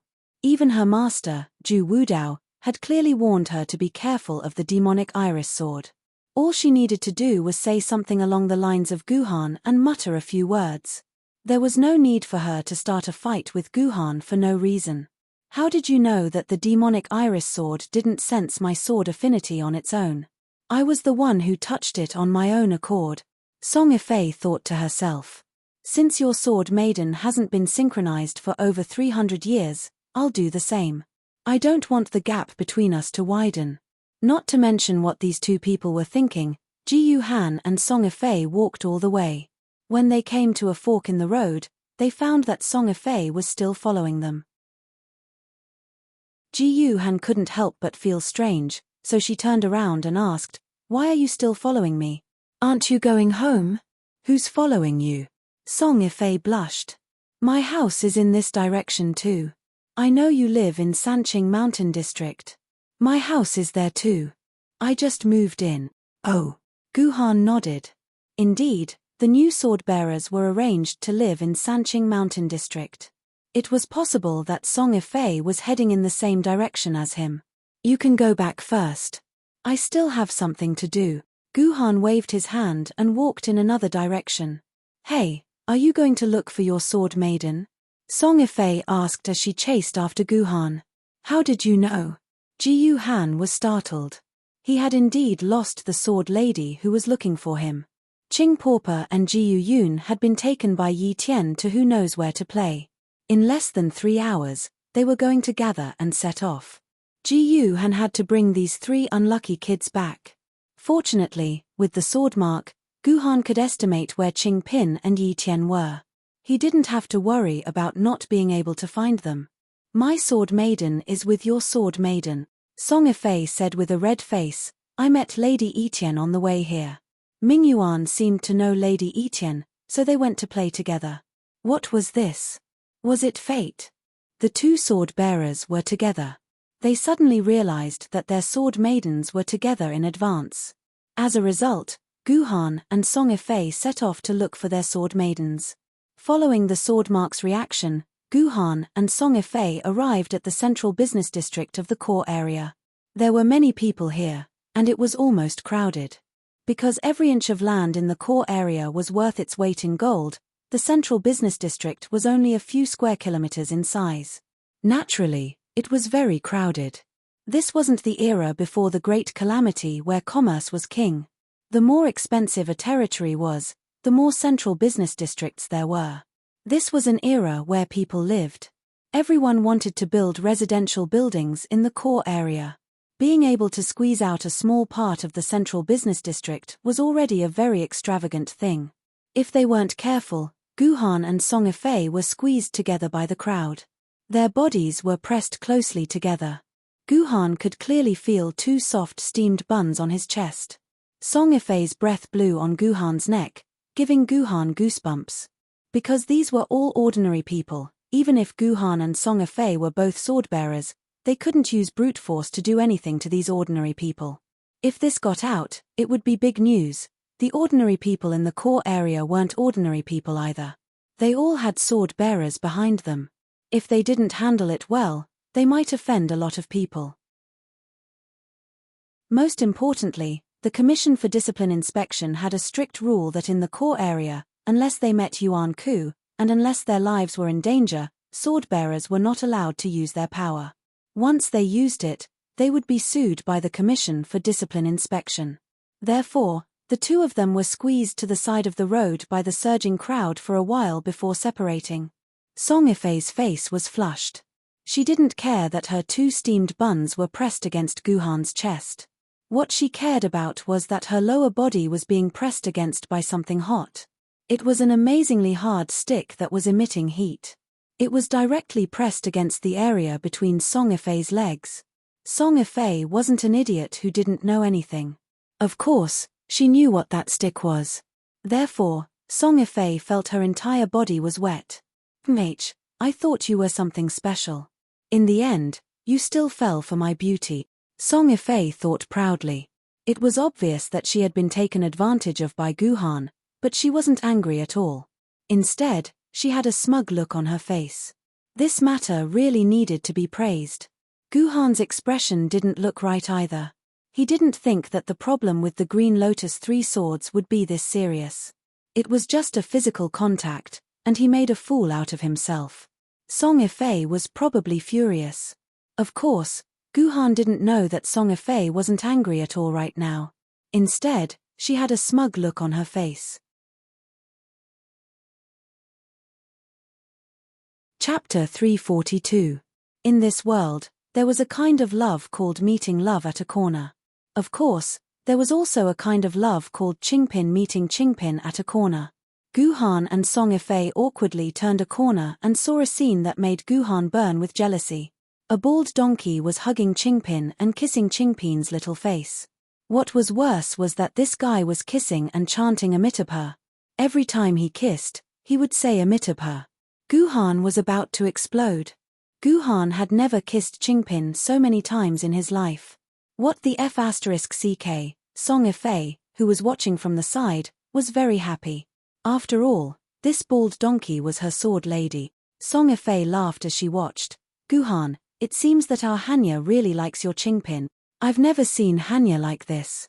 She's been staying in the temple these few days. I thought she was really a bodhisattva. Your Hanya should go kiss your Mingyuan. Who asked her to kiss my Qingpin? Guhan was speechless. He walked forward and was about to carry Qingpin back. Stupid nun, the first thing you do when you get back is to give Qingpin a good bath, Guhan thought to himself. The jealous Guhan casually reached out a hand and was about to take Qingpin back. However, Hanya's reaction was very quick. She moved to the side and dodged Guhan's outstretched hand, giving Guhan a big miss. You have some ability. Jiyu Han's eyebrows twitched. Just now, he had attacked out of jealousy. Although he did not use his full strength, he had used 50% of his strength. 50% of his strength was enough to deal with an ordinary sword maiden, but this Bo Ri had easily dodged it. Not to mention anything else, this movement technique was at the peak even among sword maidens. Give me back Qingpin. Guhan let out a cold snort and attacked 3 more times. Each time, he attacked Hanya's most crucial spot. Let alone dodging, normal people wouldn't even be able to see it clearly. However, Hanya dodged them one by one, causing Guhan's attacks to miss. However, Hanya couldn't dodge as easily as she did at the beginning. She slightly gasped for breath. It seemed like she had spent a lot of energy just now. Are the two of you fighting? Song Yifei looked at Guhan and Bo Ri in confusion. He couldn't understand why this man and woman were fighting. Did they have a grudge against each other? From Song Ifei's point of view, Hanya hugging and kissing Qingpin was just an expression of her fondness for Qingpin. It wasn't a big deal. It was like a friend coming home and seeing that your naughty child was cute, so they kissed him a few times. It couldn't be more normal. Song Ifei didn't expect that Guhan would suddenly become jealous and start fighting with Hanya. Qingpin, come back. Hearing Song Ifei's words, Guhan calmed down. At this time, his fight with Hanya had already attracted a lot of onlookers. If they continued fighting, they would be treated like monkeys. Thus, Guhan simply used his will to make Qingpin return to his sword form. It turned into a stream of light and returned to his hand. Then, he released Qingpin back to his cute form and held him in his arms. Guhan, why are you here? Because Guhan was going to meet Liu Lei, he didn't bring Qingpin's nursery bag. Qingpin could only lean in Guhan's arms and say with a pout, I'm here to look for you, Jiyu Yun, and Yi Tian. We have a mission. We're about to leave the city to carry out the mission. Carry out the mission? Just like the time at Plum Ridge? Hearing that they were going to carry out the mission, Qingpin immediately thought of something good. Then, his saliva flowed down the corner of his mouth. Hey, Guhan, can we still eat that frog meat? No. This trip to Changyang Mountain was Yuan Ku's territory. It wouldn't be like Plum Ridge, where there was someone running a restaurant. It was already a great blessing to not starve Qingpin. Hearing that they wouldn't be able to eat delicious frog meat this time, Qingpin immediately lost interest and became listless. However, she immediately thought of something and twisted a few times in Guhan's arms. Guhan, hurry up and let me go. I still haven't been kissed yet. Let me go first. When Guhan heard that Qingpin actually took the initiative to give Hanya a kiss, he was infuriated. He snorted and asked, What's going on? Why do you want Hanya to kiss you? Qingpin wants a doll. Qingpin pouted and said, Hanya said that as long as Qingpin kisses her 100 times, she will give Qingpin 100 coins so that Qingpin can play with dolls. 100 coins? Play with dolls? Hearing this, Jiyu Han immediately raised his head and looked around.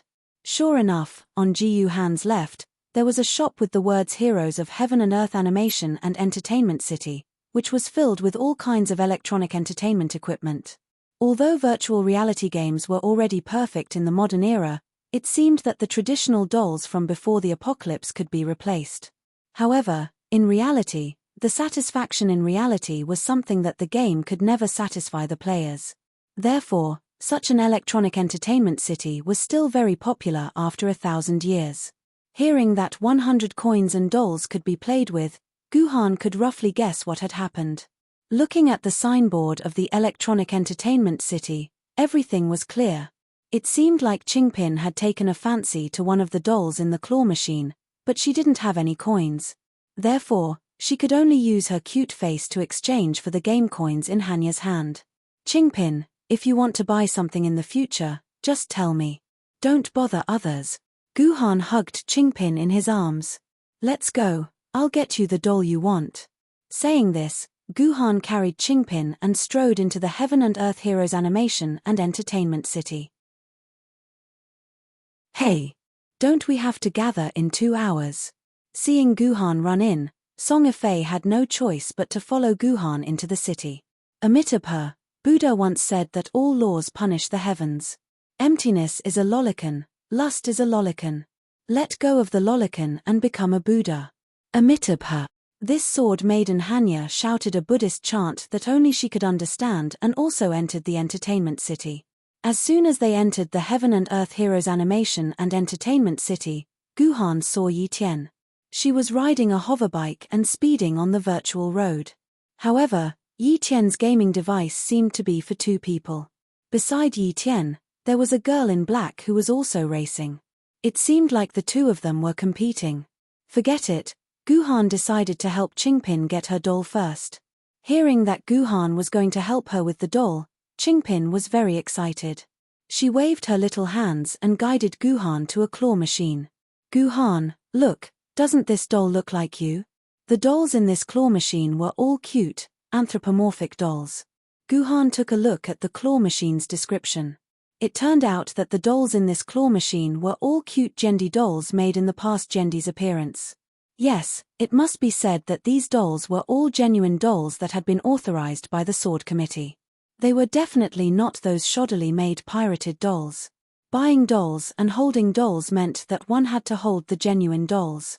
Back to the main topic. Seeing these dolls, Qingpin suddenly became excited. She pointed at a blue doll wearing casual clothes and shouted happily, "Guhan, Qingpin wants that doll, Qingpin wants that doll. Is this doll really that good looking? Is there a need to care so much about it?" Guhan thought sourly. However, when he took a closer look at the doll, he felt that it was a little familiar, as if he had seen it somewhere before. Guhan, look, doesn't this doll look like you?" Qingpin pinched Guhan's face, as if she wanted to use her hand to confirm Guhan's appearance. Hearing Qingpin's words, Guhan immediately understood why this doll looked so familiar. This doll indeed looked like him. Guhan, Qingpin will hug this doll to sleep in the future. That way, Qingpin will have two Guhan to sleep with. Qingpin's cute and soft words completely melted Guhan's heart. It turned out that Qingpin wanted this doll because she wanted another Guhan to sleep with her. Well, just because of this sentence, Guhan had to take this doll out. Guhan carefully observed this claw machine. Most of the doll that looked like Guhan was buried by the other dolls, and only its head was exposed. In other words, if Guhan wanted to grab this doll, he could only grab the doll's head. Guhan looked at the claw machine's claws. Although the claws weren't big, it was enough to clamp the doll's head. Therefore, Guhan nodded confidently. With Guhan's eyesight and subtle control of strength, it was a piece of cake for him to grab this doll. "Go, exchange some coins for me." At this time, Song Ifei had just caught up. Guhan threw 100 renminbi into Song Ifei's personal terminal without looking back and left this sentence. Therefore, Song Ifei eagerly went to the automatic coin machine and exchanged 100 coins for Guhan. As a result, when she handed the coins to Guhan, she suddenly realized what the hell was going on. When did she become Guhan's henchman? Although Song Ifei was cursing in her heart at this time, Guhan had already started to clamp the doll. Song Ifei, who also had no resistance to clamping dolls, immediately put aside her displeasure and began to focus on watching Guhan clamp the doll. Guhan put his hand on the claw machine's joystick and tapped it casually. The claw of the claw machine accurately stopped above the doll that looked like Guhan. Then, Guhan decisively pressed the button. Chapter 343. Although Guhan was a great swordsman, or rather, a unique genius, Guhan was much more intelligent than ordinary people. In terms of intelligence, he could crush mortals, but in other aspects, it was hard to say. At the very least, in terms of claw machines, Ji Han was completely useless. Guhan grabbed the claw machine confidently for the first time, but he only touched the head of the claw machine, and then the claw machine quickly moved up, ending Guhan's first claw machine experience. "The first time, test the position and feel," Guhan said calmly, as if everything was under his control. So, Guhan threw in the second coin, knocked it once, and directly lowered his claw. This time, the claw was a little further away from the first time. The first time, the claw touched the claw, but this time, it didn't even touch the claw. "I have seen through the secret, humph." Guhan acted like a master, as if the previous two failures were just to pave the way for this one. Guhan knocked the control stick hard again, and was about to press the button. However, Guhan hesitated for a while, adjusted the control stick, and moved the claw a little before pressing the button. However, it didn't work, and the claw still couldn't touch the claw. Haha, interesting. The muscles on Guhan's face twitched unconsciously, and then he threw all the coins in his hand on the table. "Damn it, I'm going all out this time." Song Ifei looked at the scene in front of her helplessly, and then looked at the time in her system. There was only 1.5 hours left before the assembly, but he was still standing in front of the claw machine. She had already helped Guhan change coins twice, and in more than an hour, Guhan had thrown more than 200 coins into the claw machine, but without exception, these coins didn't exchange for the claw machine that Guhan wanted. Instead, A large crowd surrounded Guhan. These people called their friends and watched Guhan's claw machine excitedly. When they heard that someone didn't succeed after more than 200 attempts, they all went up to watch happily, saying that it was the first time in their lives to see such a rare thing. More than 200 times, he should have caught 1 or 2 claw machines by pressing it randomly. Fortunately, Guhan wasn't famous in the real world, and the onlookers didn't know that Guhan was the military governor. Otherwise, tomorrow's headline would be like this: the biggest weakness of the God of War military governor, claw machine. Well, since Guhan won the challenge, some media that wanted to make a big news all added the title of God of War in front of Guhan's name, which meant that Guhan was the invincible god on the battlefield. However, most of the media didn't agree with this. They admitted that the military governor's commanding ability and fighting ability were amazing, but it was too much to call Guhan the god of war. Since the apocalypse, no sword-bearer had received the title of god of war.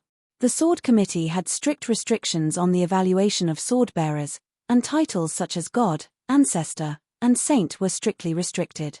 Many Jendi couldn't get these 3 words in their lifetime. Since they were talking about the issue of the title, let's explain the sword-bearer's title and the title system.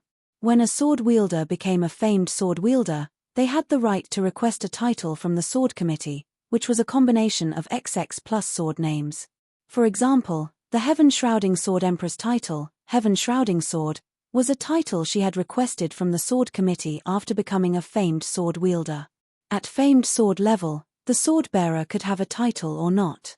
It all depended on whether the sword-bearer applied for it or not. However, after the sword-bearer became a spirit sword level, a title was a must. If you didn't apply for it, the Sword Committee would force you to have a title. Once the title was forced by the Sword Committee, you didn't even have the right to change it. Unless you became a sword immortal, then you could change your title again. Therefore, sword-bearers would apply for a title when they became a famed sword level. Of course, this title couldn't be something like invincible, heaven-conquering, or heaven-destroying. The Sword Committee would not approve such titles. If you gave such a stupid title, what would the sword-bearers of immortal sword level and emperor sword level do with it? If the title was still up for grabs, then the title of the title was completely up to the Sword Committee. Ordinary sword-bearers didn't have titles at all.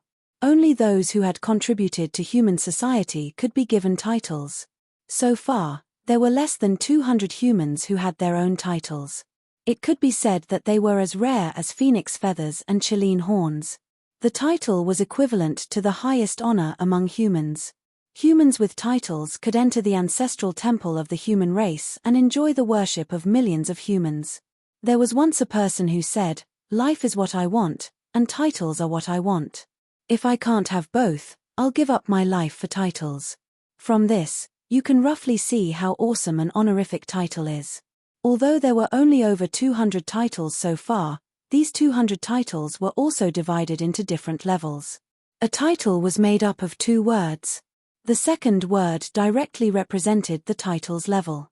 For example, the 3 words swordsman, member, and man were the lowest level titles, and also the ones that were given out the most. Further up were the 3 words wen, wu, sure, and huang. Only the highest titles could use the 3 words ancestor, god, and sage. In the past 1,000 years, only 5 people had received these 3-word titles: Fleeting Calendar with the title Kunzu, Sky Shrouding Jendi with the title Sky Sage, Jiangshan Jendi with the title Great Sage, and the Sword Forger Gongshu Bure with the title Ancestor. It was said that the descendant of Yi Jin official was fighting for the title of Martial Saint for Jiyu Jin Jendi. The Sword Committee said that they needed to hold a meeting to discuss this. But if nothing unexpected happened, Yi Jin official should be the 5th sword bearer after the apocalypse to receive the title Ancestor, God, and Sage. From this, it could be seen that if Guhan didn't become Jendi, the title of God of War was out of the question. The intentions of the media who deliberately gave Guhan the title of God of War were questionable. It was obvious that they were trying to make Guhan look bad, but Guhan's fans were never tired of it. They all agreed that Guhan's title of God of War was well deserved. Back to the small claw machine. When Song Ifei was worrying about how to take Guhan away from the claw machine, There was a burst of cheers from the crowd. Great! I finally caught it. Song Yifei raised his head and saw the claw machine grab a doll and throw it into the opening of the claw machine. Song Yifei let out a long sigh of relief. Now Guhan could leave. Here, this is for you. Song Yifei was dazed. Then, a doll fell into Song Yifei's hand. Obviously, this was the doll that Guhan had just caught. Guhan spent so much time catching this doll just to give it to me. Song Yifei's mind went blank, and his heart was filled with sweetness. It seemed that even if he had to wait for a few more hours, even if he was late, it would not be a big deal. Ji Han caught this doll just to give it to me.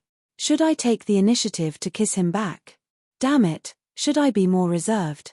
Song Yifei spent a long time thinking about these strange things in her head.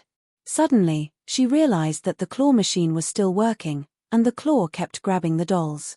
What was going on? Hadn't he already caught it? Guhan, you're so stupid.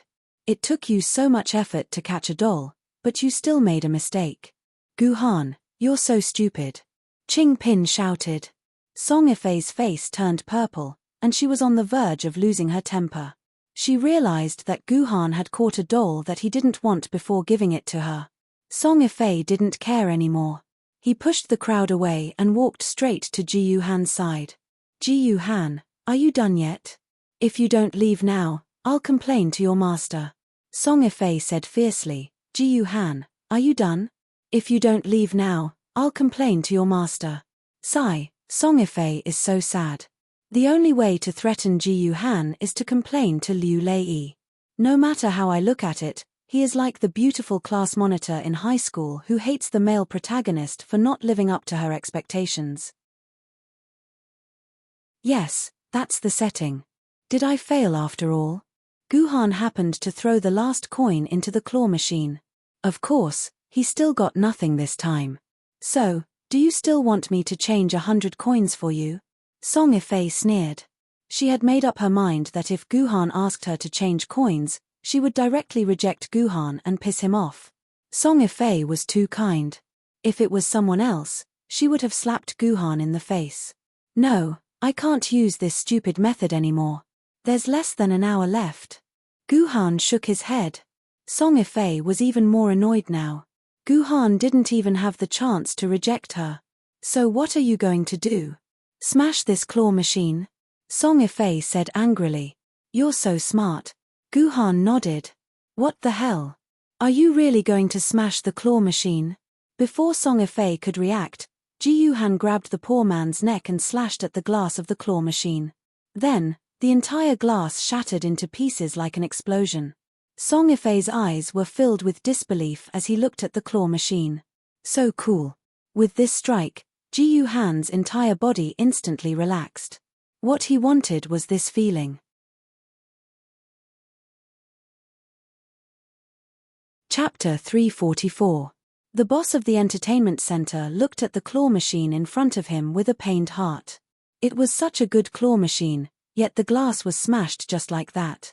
He had been running the entertainment center for more than 10 years, but this was the first time he had met someone who smashed the glass because he couldn't catch a doll. This kind of person should all go to hell. The boss cursed in his heart. How much is this claw machine? Just as the boss was cursing in his heart, the criminal who smashed the glass of his claw machine lazily asked in a tone as if the claw machine was worthless. I'm going to teach this kind of heartless person a lesson. The boss thought of this and decided to quote a price that would make the criminal regret for the rest of his life. This claw machine is the latest model this year, and it costs 40,000 renminbi per unit. Hey, isn't this machine 4,280 renminbi per unit? Guhan said calmly after hearing the price the boss quoted. This guy actually knows the real price of this machine. The boss was shocked. He suddenly felt that this criminal was not simple. He actually reported the price of this claw machine correctly. This person must be a professional who was proficient in claw machines. But why did such a person come to my place to smash the claw machine? Is he plotting against my entertainment center? I heard that old Wang's Kenzichi has long wanted to swallow up my shop to expand. Could it be that he was sent by old Wang to cause trouble? Could it be that my shop is involved in a game between big shots? Well, this boss is also a person who has read a lot of online novels. He directly came up with a large plot. Unfortunately, this is not an urban business novel. How do you know the price? What are you trying to do by coming here? The boss calmed himself down and asked with a lack of confidence. Is it difficult to know the price? Guhan pointed at the label of the claw machine and said, Isn't it written here? Chibi Jendi claw machine, suggested retail price 4,280 renminbi. This was very embarrassing.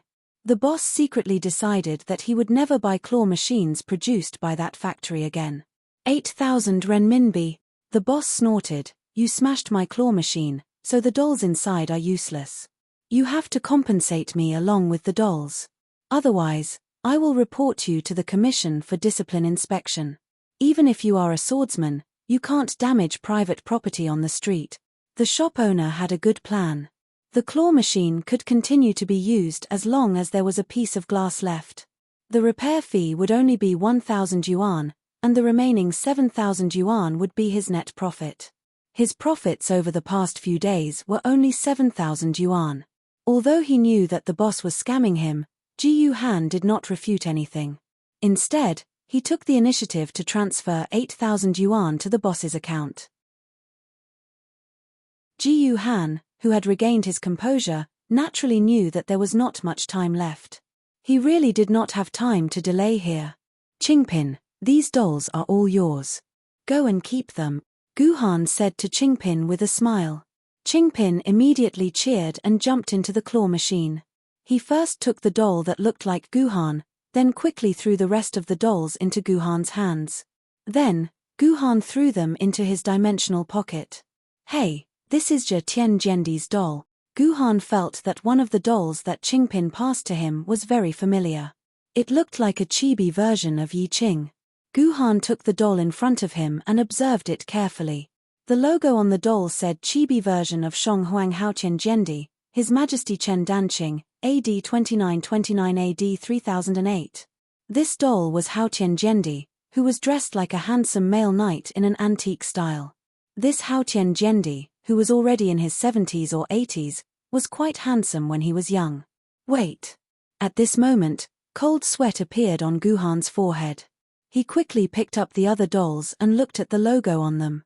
They all had the honorific title of the original doll, as well as the year of their birth and death. This was a very normal thing. The children who got these dolls could understand the great history and legends of Jendi through these dolls. However, why was there Haotian Jendi among these dolls? Haotian Jendi was a living Jendi. Which doll manufacturer was so daring to make a QQ version of a living Jendi doll and put it together with the dead dolls for people to pick up? This was courting death.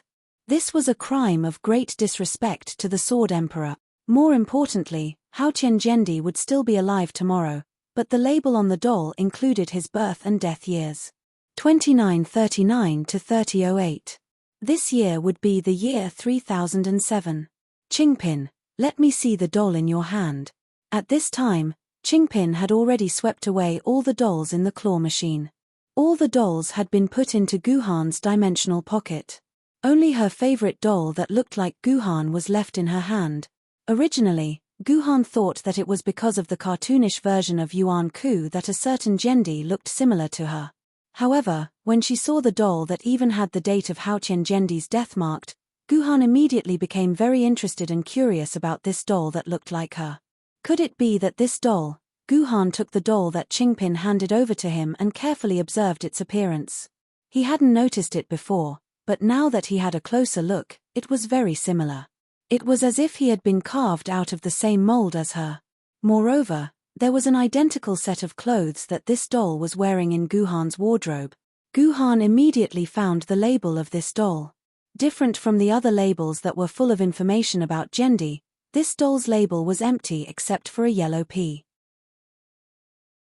On the front of this P, there was a very strange smile. The round face of this expression was very cute. The curved lips were arrogant but not delicate. The slightly flushed cheeks made people feel infinite warmth. The right eyes were full of joy, which made people's imagination run wild. The slightly raised eyebrows hid the merits and reputation. Its function was so high that it could be used to describe all kinds of emotions, above from Baidu Encyclopedia. Guhan recognized this expression. This expression was very famous before the apocalypse. Archaeologists had already found pictures of this expression in countless ruins. Those archaeologists called this expression funny. There was something wrong with this doll. There was something wrong with this claw machine. This claw machine was connected to these dolls and appeared in front of him. There must be something wrong. Guhan furrowed his brows. He could already feel that he had mysteriously come to the animation entertainment city today, and mysteriously played with the claw machine, and mysteriously missed 300 times. It seemed like it wasn't a problem with his skills, but with the claw machine. All of this had been purposely arranged, and he had been tricked by a mastermind behind the scenes. Looks like I have to take this claw machine away too. With a thought, Guhan put the claw machine into his dimensional pocket, leaving the shocked owner behind. Anyway, he had spent 8,000 yuan, so it was reasonable for him to take this claw machine away. Your expression is very strange. Why do I feel that it's funny? Song Fei felt that Guhan was very strange at this moment, and the word funny involuntarily popped up in his mind. Really? Guhan had a serious expression on his face. Forget it, we don't have much time left. Call Yi Tian and Ming Yuan over, we have to go home and pack our things immediately. Alright, they finally knew that it was time to go home. How many chapters had they been playing outside? Guhan and Song Fei were on an antique Three Kingdoms arcade machine, pulling Yi Tian and Ming Yuan back from the fight. This was Guhan's first time seeing Ming Yuan. She was dressed in black, and her appearance was plain. She had an extremely ordinary appearance, but her face had a funny, oh, no, a stubborn expression. Ming Yuan, although I lost to you this time, next time, this heroine will definitely win it all back. Just now, Yi Tian and Ming Yuan seem to have been competing on an esports level. How many times has it been? Yi Tian, you can't beat me, Ming Yuan replied proudly. Ming Yuan proudly replied. Guhan could clearly feel the burning fighting spirit in Ming Yuan. It seemed that Yi Tian and Ming Yuan had already fought many times before this. These two fellows seemed to have a very deep friendship before this awakening. Thinking about it again, Yi Tian and Bo Ri also had a long history. Guhan's sword lady and Song Fei's sword lady were really fated. They had a deep bond. Yi Tian, how many times have you lost to Ming Yuan? Guhan suddenly asked. Not many, less than 100 times. Yi Tian answered straightforwardly, as if this wasn't a shameful thing. Sigh, it seems like the sword lady is like the master. We can more or less understand why Guhan's skill at catching dolls is so bad. It's not without reason. After leaving the entertainment city, Guhan and Song Fei were squeezed by the surging crowd again. When they finally squeezed out of the CBD, they were shocked to find that they had one more thing on them. What is this? Song Fei took out a flyer from his chest.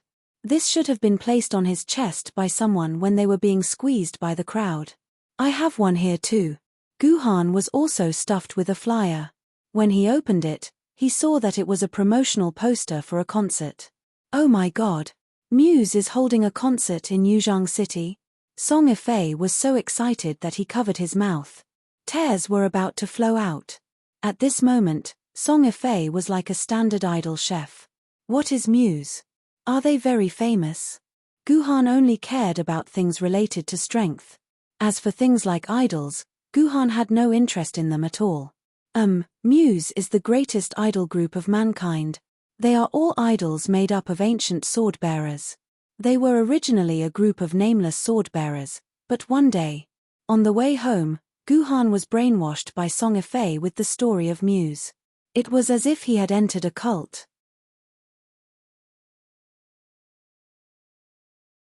Chapter 345. Along the way, Guhan finally returned to the entrance of Sankingshan district.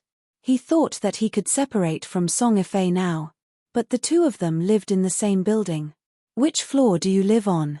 Guhan suddenly asked when the two of them stood at the door of the corridor with a group of sword maidens behind them. He suddenly had an ominous premonition. I live on the 3rd floor. Song Ifei's answer made Guhan completely speechless. It turned out that he and Song Ifei had become face-to-face neighbors.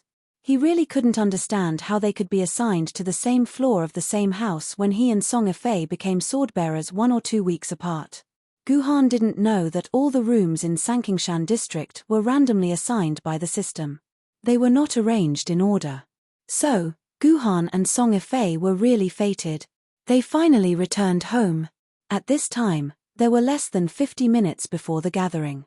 Although Guhan wasted a lot of time in the anime entertainment city, Wen Maiyun didn't waste any time. When Guhan returned home, Wen Maiyun had already packed enough lunchboxes for Guhan, Yi Tian, and Qing Pin for a month.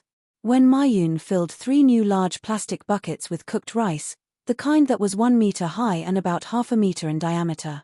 However, because the time was too tight, the dishes were a little monotonous. There were only 2 dishes, one was green vegetables with oil, and the other was braised pork. Wen Maiyun knew that Qing Pin's appetite was amazing, so she specially prepared 10 large plastic buckets. Being able to fill these buckets with braised pork in just a few hours, Wen Maiyun was really a very useful maid. For the first time, Guhan completely felt the importance of Wen Maiyun to him. You too, if there's anything you want to bring, put it into your own scabbards. This trip will probably take at least 2 weeks or so. Especially your clothes, pack them yourselves. Don't leave everything to Maiyun. As a result, the 2 of them went to pack up their own things. Ji Yuhan looked at the empty living room, and his heart skipped a beat. It seems that I have missed something. Oh right. Where is Ji Yun? Guhan suddenly remembered that Ji Yun hadn't returned home yet. Too many inexplicable things had happened in the entertainment city just now, so much so that Guhan didn't realize that Ji Yun hadn't followed him back.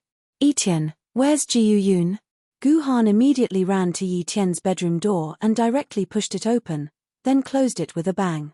Good heavens, Yi Tian was changing her clothes in the room. She had just put on a new pair of underwear. Yi Tian's perfectly round but was right in front of Guhan's eyes.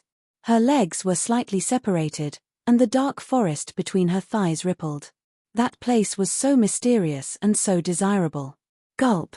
Guhan swallowed a mouthful of saliva, and his lower body inevitably swelled up again. What's wrong? Do you need something from me? Yi Tian directly opened the door and looked at Guhan, who was standing at the door with a slightly red face. She yawned as if nothing had happened, then looked at Guhan with a teasing gaze. What's wrong? Didn't you enjoy it just now? Do you want to come into my room?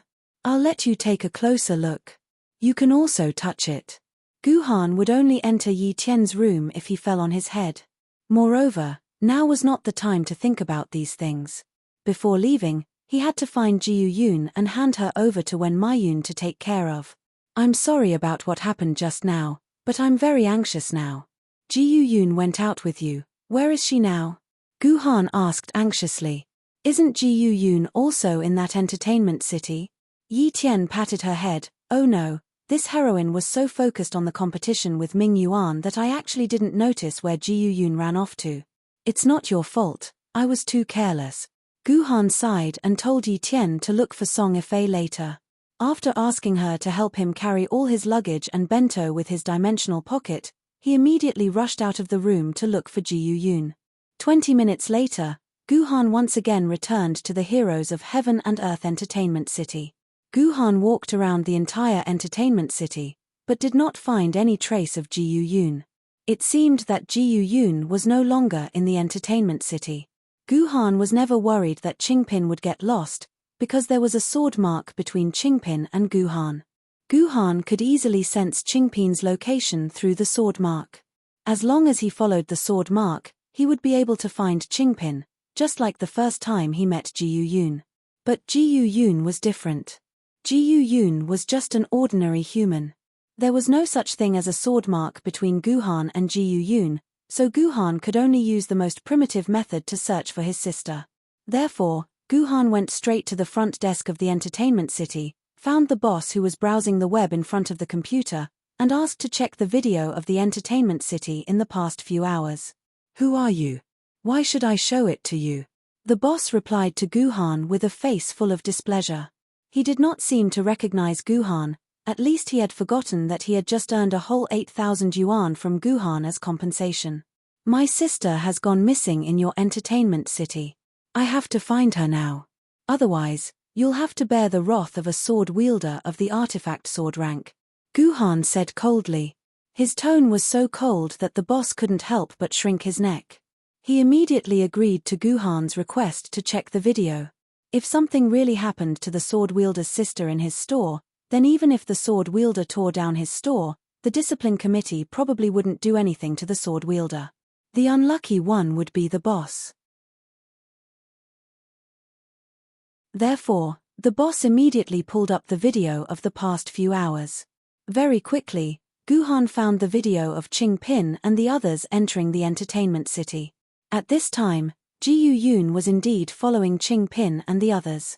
She was even being hugged by Hanya, kissing and nibbling on her. This Hanya was really a lolicon. Next, Yi Tian and Ming Yuan went straight to the gaming equipment that allowed two players to play and compete. Hanya brought Qing Pin and Jiyu Yun to wander around, occasionally playing games like Taiko Da Ren and the others. After a long time, when Qing Pin's attention was attracted by the claw clamping machine, the situation changed.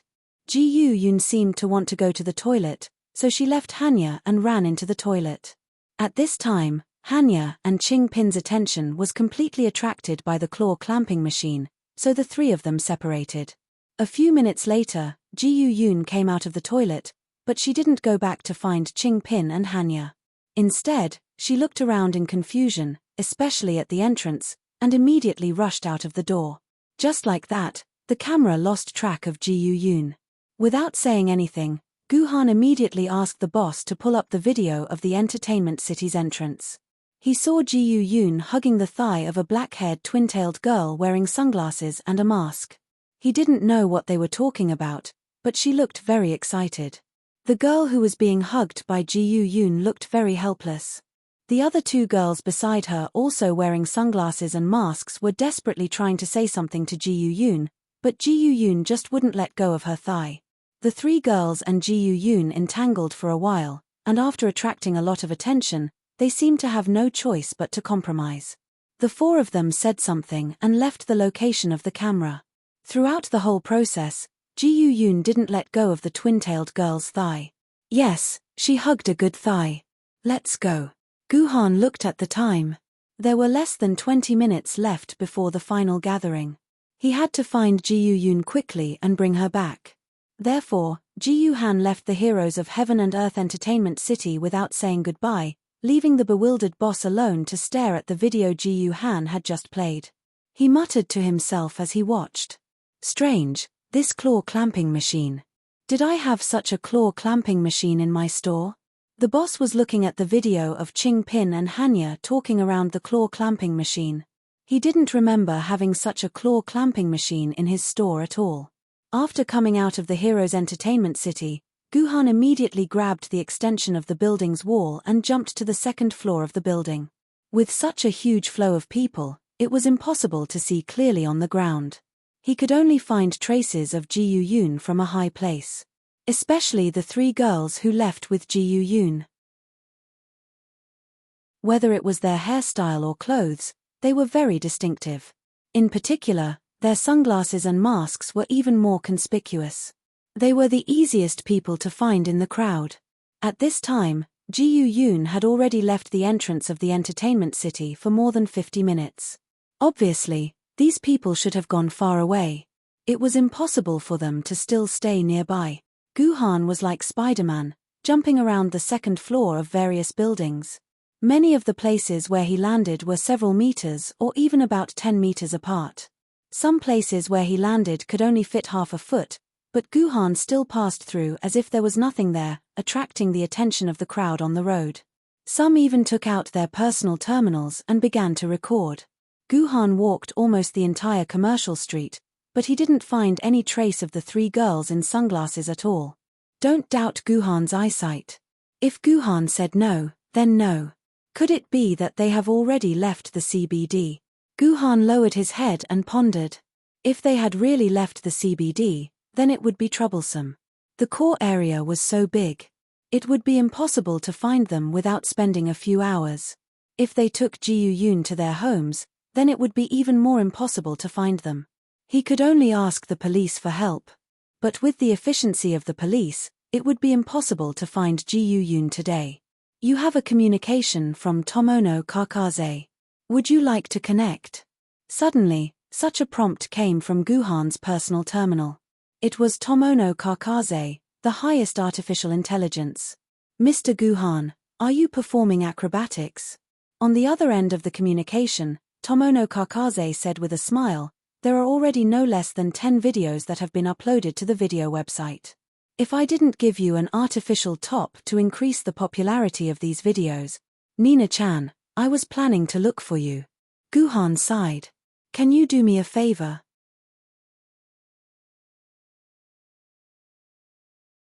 Chapter 346. Guhan had no choice but to look for Tomono Kakaze.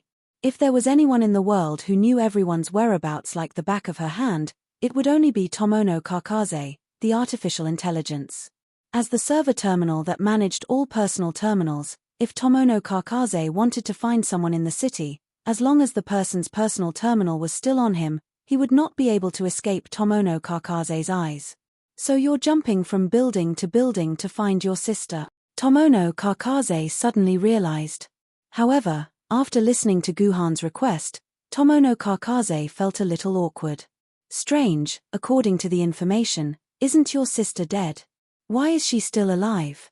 She's my god sister, Guhan said without changing his expression. Even if Guhan said that Jiu Yun had come back to life, Tomono Kakaze would not believe him. This is a little troublesome. Your sister doesn't seem to be carrying a personal terminal with her. Tomono, I can't find your sister's whereabouts. Indeed, if a person did not wear a personal terminal, even the highest level of artificial intelligence would not be able to do anything. Nina-chan, you can look for the whereabouts of the 3 women who were with my sister just now. I think the 4 of them are still together. Even if they are separated, they should know where my sister went. Okay, Tomono will look for you.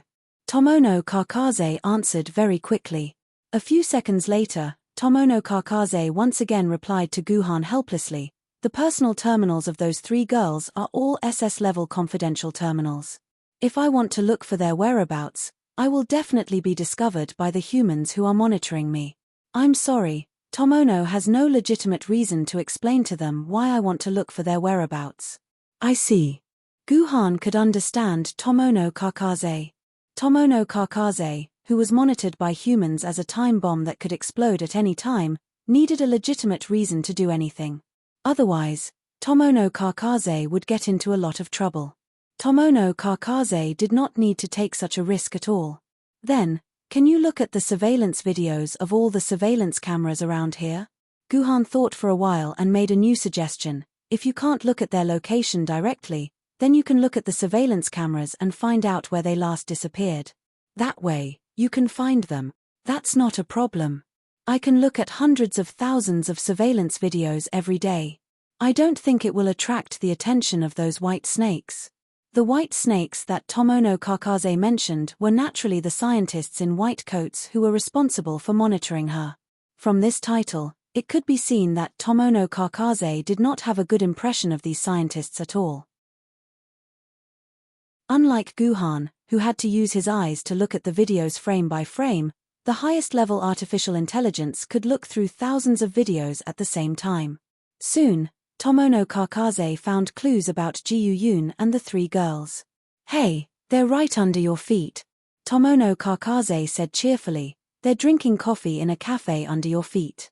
They're in private room 051. Thank you, Jina-chan. I owe you one. Guhan thanked Tomono Kakaze seriously and jumped directly to the window on the 2nd floor. Amidst the exclamations of the nearby tourists, he barged into the mall. This was a traditional mall, which was the style of the mall before the apocalypse. It was not like the malls in the common district where people could quickly buy and try on clothes. In this mall, there were also many small restaurants for the passers-by to take a rest. Soon, Guhan found a cafe called by Ning. The environment of this cafe was not bad, but the space was a little small, and the prices were frighteningly high. Looking at the price board at the front desk, a cup of ordinary latte cost $300. Therefore, this shop could be said to have very few customers. "Hello, sir. What would you like to drink?" The waiter saw Guhan walk in and immediately asked. In the core district, there was no such thing as looking down on others. After all, those who could survive in the core district were either swordbearers or relatives of swordbearers. They were not people to be trifled with. "Don't worry about me, I'm looking for someone." Guhan did not even look at the waiter. His eyes swept around and found private room 501. After all, this cafe did not have much space, and the location of the private room was very conspicuous. "Sir, without the guest's permission, you can't go in." Seeing that Guhan was about to barge into private room 501, the waiter immediately went to stop him. However, this was of no use to Guhan. Guhan directly pushed open the door of private room 501. "Ah!" A series of screams rang out from within the room. The plot seemed to be a repeat of the previous Heavenly Sword. Among the three girls, one of them had brown hair and green eyes. Her long hair reached her waist, and she was currently taking off her top. Her chest, which was as round as a papaya, was bouncing up and down in a deep purple lace bra. After discovering that Guhan had barged into the private room, the frightened girl's OP began to shake violently. It felt like two huge elastic balls were shaking up and down at high speed, creating waves. This chest was at least a G-cup, however, Guhan's attention was not on this pair of strange rulers at all. Guhan's attention was already attracted by Ji-Yu-Yoon, who was sitting on the chair. She was holding a long sori in her hand and was happily munching on it. This was really strange. Which cafe started selling sori? Alright, these were all minor details. Guhan looked at the time. There were still 5 minutes left before the gathering time. If he flew from here to the parking lot, he might be able to make it in time. Ji-Yu-Yoon, follow Big Brother home. Guhan grabbed Ji-Yu-Yoon's neck and wanted to bring her back. No.